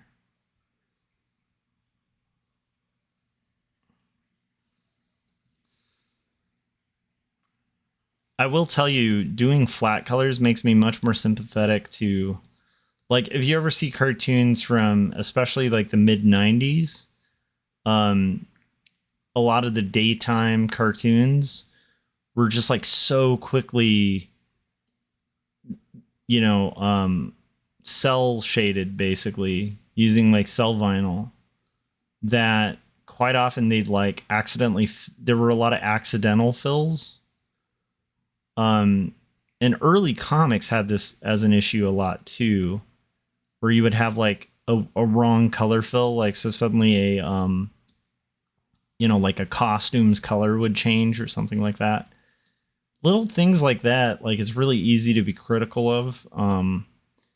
In a movie, a character's wearing a pair of shoes, and then at a different scene, like suddenly the actor had changed their shoes, and or you see like a Gladiator or something, and in one of the shots, like, one of the extra, I think it's not Gladiator, I think in Braveheart, a couple of the extras are wearing like Chuck Taylors, and it's like, how did that get by, right? The editor, you can be really judgmental of that type of thing. And then when you're actually sitting in it and you're making like a sequential work, at least for me, I become so much less judgmental of little things like that, because it is so easy when you're working on these things to like miss a color fill or accidentally forget that there's a prop in the character's hands, or forget the line of action and have the characters like kind of swap around like in insane ways, or forget that, oh yeah, this guy has a goatee, I forgot to draw it. Like there's just so many like things with sequential art where it's really easy to misstep, that to me it becomes almost more amazing that any of these things come out good, because there's so many things. And as a writer, cartoonist, or a creator-owned cartoon, there's just so many of those factors you have to consider, that like if something like that slips by, which the goal is never to have something like that slip by, but if something like that does, it's kind of like the Chuck Taylors in Braveheart, right? Where it's like, it's kind of amazing that all of the extras didn't have Chuck Taylors. You know what I mean? I don't know if that makes sense. Because it's kind of amazing any movies come out well, considering like the just craziness that is like a collective effort like that. And I think like the more I do comics, the more I realize like it's kind of amazing that any of these come out good. Considering like, again, because it's so easy to make those little tiny errors, those little sequential errors, and the little errors become these like monumental things, mostly to us. I think most like non-creators probably are pretty forgiving of a lot of that stuff. I don't think most people who've seen Braveheart are like brought out of it because of the pair of shoes that ended up in like a cut or two, but I guarantee you somewhere, you know, the director of that is just like, it could have been a perfect movie. You know what I mean? Like beating themselves up because they're like, I just didn't catch the one extra, you know?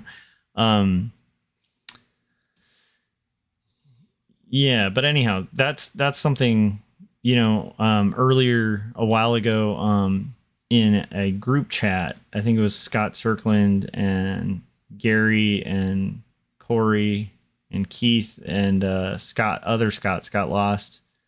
We were all kind of sharing things we've grown with, or ways that our process has changed, or our mindset about our medium has changed. And that's one I hadn't even really considered till now, where I'm like kind of getting sleepier because it's in the wee hours, the witching hours. But yeah, it is kind of amazing that any of these things ever get done. Like that's changed a little bit, you know? Whereas I think when I was younger, I had less awe of the thing because it just seemed so much more distant and not achievable. But also because of that, it's kind of like when people meet celebrities and they find out that celebrities are just humans, like where they meet like an author they like, and there's kind of like this realization, like, you know, like they're feeling all nervous and stuff, and they have like a conversation, and they're like, it's crazy, it's like the person's actually just a guy, you know? It's kind of like one of those where you know, there's like a certain magic in movies or in books, and it's almost easy to forget like what just a crazy undertaking of hard work the thing is, you know? And just for little things like that, like considerations of just consistency, you know, sequential art is wild, you know?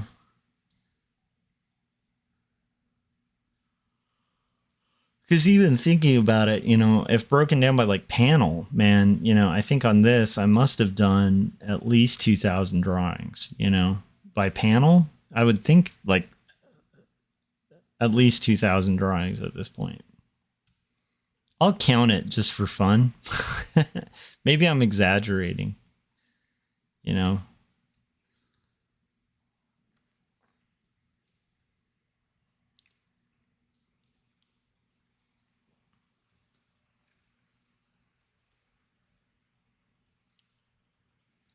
Let me try to break it down in my brain here. So if it's like, let's say we're averaging 6 panels a page, because this page is rare in this book. Most of them have 6 to 8 panels. So if you're averaging about 6 panels a page,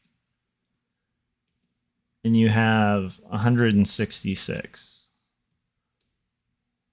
So 6 times 100 is like 600, right? And then 6 times 66. My brain is too dead to do the math there.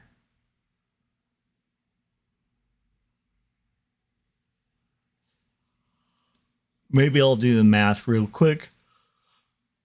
When I'm able to pause and do a calculator, or if somebody is out there and wants to let me know what 6 times 166 is. It wouldn't be hard to look up, but I am jamming on this page. So if you're out there in listener land, 6 times 166. Tell me what that equates to.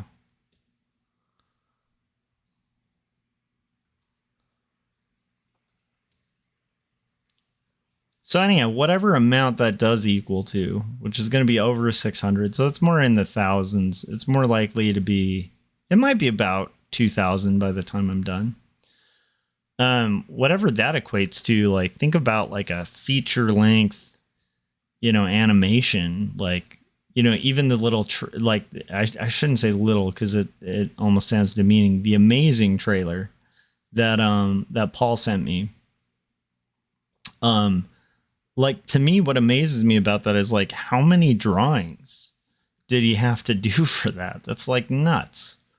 That's just crazy, the amount of drawings you have to do for that, you know? And the fact that somebody was willing to do that just to, like, support my channel is you know, should be, like, really flattering, because that's just, like, a crazy amount of drawing. It's not quite like just doing a little one-off drawing for a friend and being like, here, I drew a portrait of you or something, you know? That's like a crazy undertaking.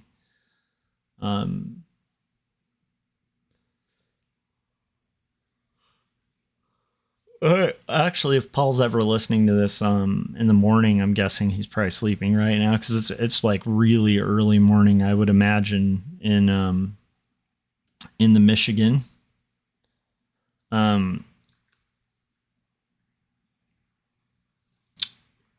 But yeah, that's something I kind of, you know, think is kind of amazing about comics, is just the sheer amount of work they are to do. And then the extra work of just brain power. So, you know, where you have to, like, try to keep staging consistent and camera angles interesting, characters consistent, costumes consistent, props consistent.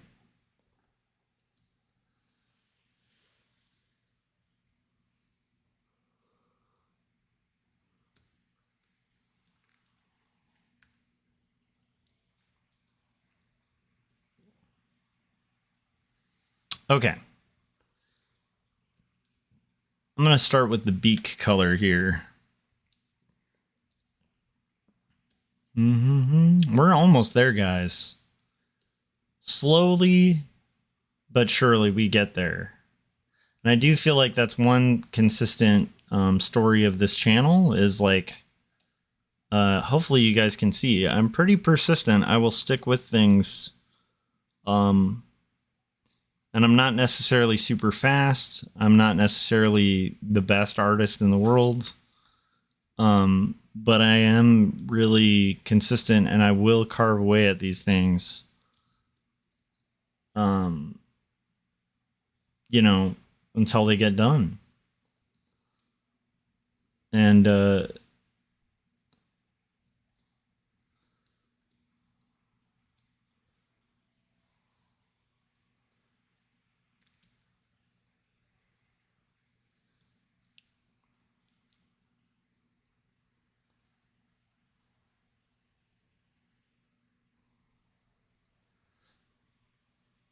you know what's a rabbit hole I could probably end up stuck in for a long time is just as, like, how it's made kind of things. I've seen video, like, I love watching videos of, like, luthiers, like, fully building a guitar, and just the amount of, like, strange skill required to kind of make a guitar.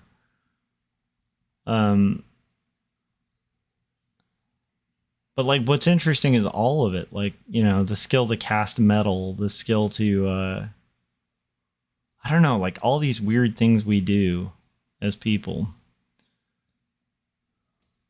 I think should be slightly humbling. Because let's say, hypothetically, even if you were to become, like, the best cartoonist who ever lived, right? Or the best animator who ever lived, which, by the way, will never happen for me. But I'm just saying, if it did happen for any of us, you'd still have this vast swath of knowledge that you completely are ignorant of, right?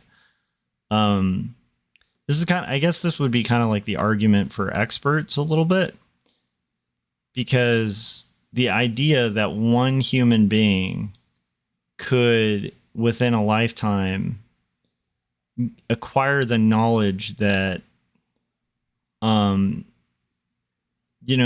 like I have about cartooning, and that a construction worker has about construction, or that, an English teacher has about English, or a writer has about writing.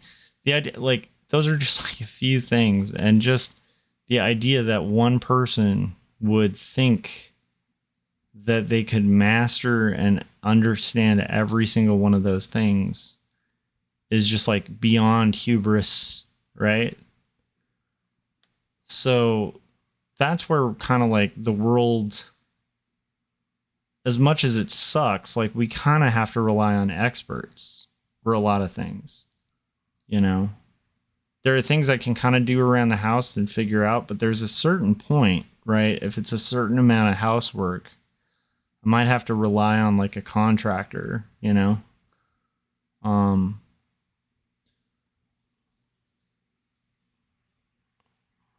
So, it's like, or if I need surgery, I might need to like actually have a surgeon. Like I may not be able to watch a YouTube tutorial to like teach me how to do like a life-saving surgery. Like, I don't know if that's possible, because it takes so much years of study and expertise to like kind of master certain techniques. So it's like, I'm a big believer in people can kind of, learn things and really set their minds to amazing things and accomplish a lot, and they can get knowledgeable about a variety of subjects. But the idea that like, any sort of elitism or which I tend to hate elitism, but still the idea that any sort of sense of authority or elitism in certain areas is irrelevant is kind of silly. And that's where, man, I'm looping back to the logical fallacy conversation. But that kind of ties into the thing I was talking about with sometimes the fallacy itself can be a fallacy on top, like like invoking the fallacy can be a fallacy, because it's like oh, here it is. Okay.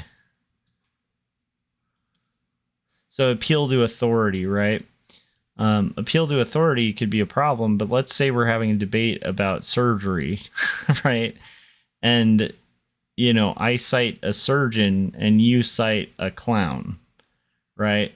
These are not equal claims and they're not equal validation. And one appeal to authority does have a little more weight than the other. Now, just because they're an authority does not mean they're right. But, the appeal to authority fallacy sometimes is misused to kind of imply that just because they're an authority, they're wrong, and that's kind of crazy. Like a world where we couldn't rely on authorities, in certain areas is like a really bizarre, scenario, because that would be like, I can't even trust the person who mixed the concrete,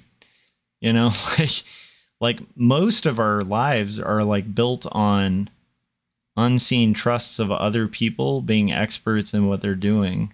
And quite often people get it wrong, but more often than not, it's kind of a safer bet to go with an expert on a lot of things than it is to go with just like a hobbyist.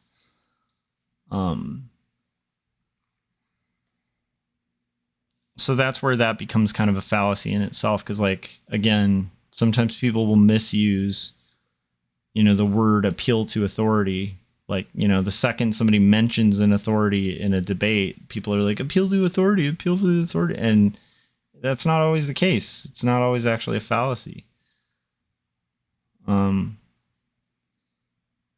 Sometimes it's valid to kind of like, like a good example of where that could become a fallacy in itself. Let's say we're in a debate about how to make concrete, right?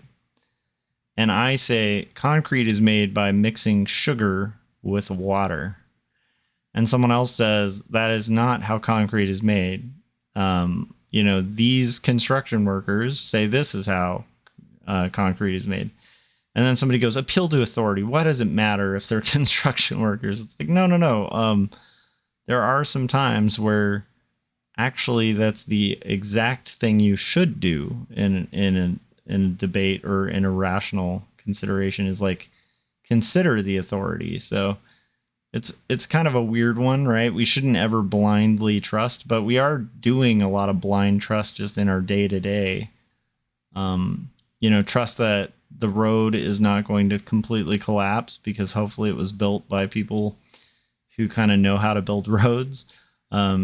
Trust that the door will open. Like, you know, just silly little things, you know, that we just kind of put blind trust in, and maybe not earned trust. A lot of it's just based on kind of authority. So I don't know. Anyhow, full kind of circle to like one of the things I was talking about earlier. What we're doing now is kind of the same thing we did on the previous, like the first panel, where I'm starting with the windows, kind of blocking out those windows. And then we will probably, in a similar order, deselect the rooftops. And then in a following order, probably deselect maybe that door.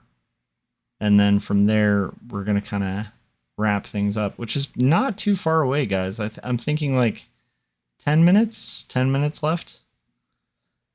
So with the 10 minutes that we have left, if you haven't yet, you guys hit like.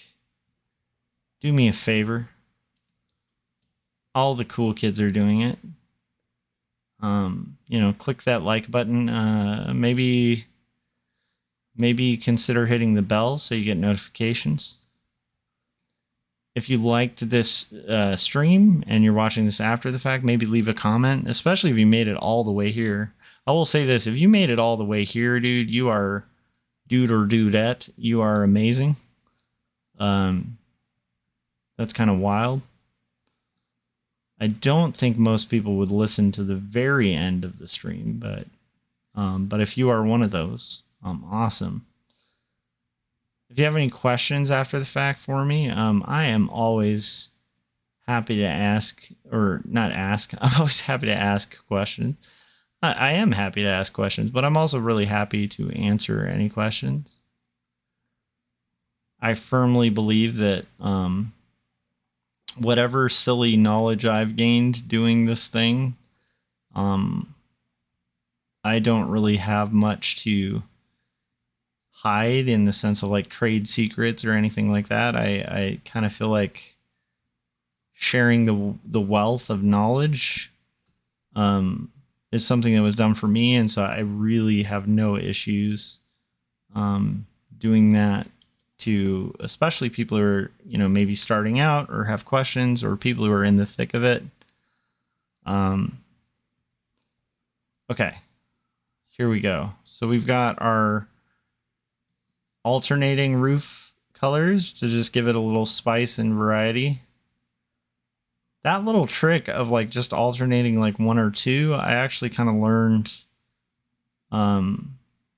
and used a lot, especially as an art director, because we often would have, you know, like really short time frames to do a drawing of like a city that's like a famous city, like Seattle or something like that, right? And so quite often you had to kind of color the buildings like super quick in vector. And so one of the ways to kind of differentiate buildings and stuff was to just like alternate two very similar colors, just to give the illusion of some kind of depth. Even though, you know, to an extent you're not being like necessarily true to like the full rainbow of colors. It does give like a sense of variety in it, just having like an alternating two colors. But you also don't want to alternate so obviously that it like becomes a pattern. Okay, here we go. We're going to do building color number 1. Boom. I love it. I love that very much. And so we're going to kind of deselect that color. We'll deselect it here as well. Yeah. So part of the page is complete. And now I want to go to some other spots here like this. We'll kind of deselect this color. And I think this might actually get us where we need to be. So now we can alternate this. Boom. And finally, I'm actually pretty happy with this. And then finally, we're going to do our little green abstraction back there. And now let's look at what it looks like here. Let's do our color hold on the sky. Oh my gosh, you guys are amazing for keeping me company. Thanks again to Frank, who stopped by a little earlier. I think Frank might be dozing off at this point. Thank you to Philip, who stopped by and hung out. If you're watching this after the fact, Paul, and you got this far and you didn't catch my thank you earlier, to Paul Pate, I just want to say thank you so much for the amazing new promotional break cartoon. It is beyond my wildest expectations. It's really cool. If you are out there and you like making art or videos and you want to kind of cross promote, I do play videos on breaks. And so I am more than happy to have your video play. It just has to mention either Jacob's Apartment or 2 Stories. And then it can promote your own wares and stuff like that and be safe for YouTube TOS. And that'll basically be it. But thank you so much to Paul and everyone else who stopped by. Is there anyone I forgot? I think that's basically it. So we have finished the page, you guys. We got there. Thanks to you guys, and I will see you on the next live stream.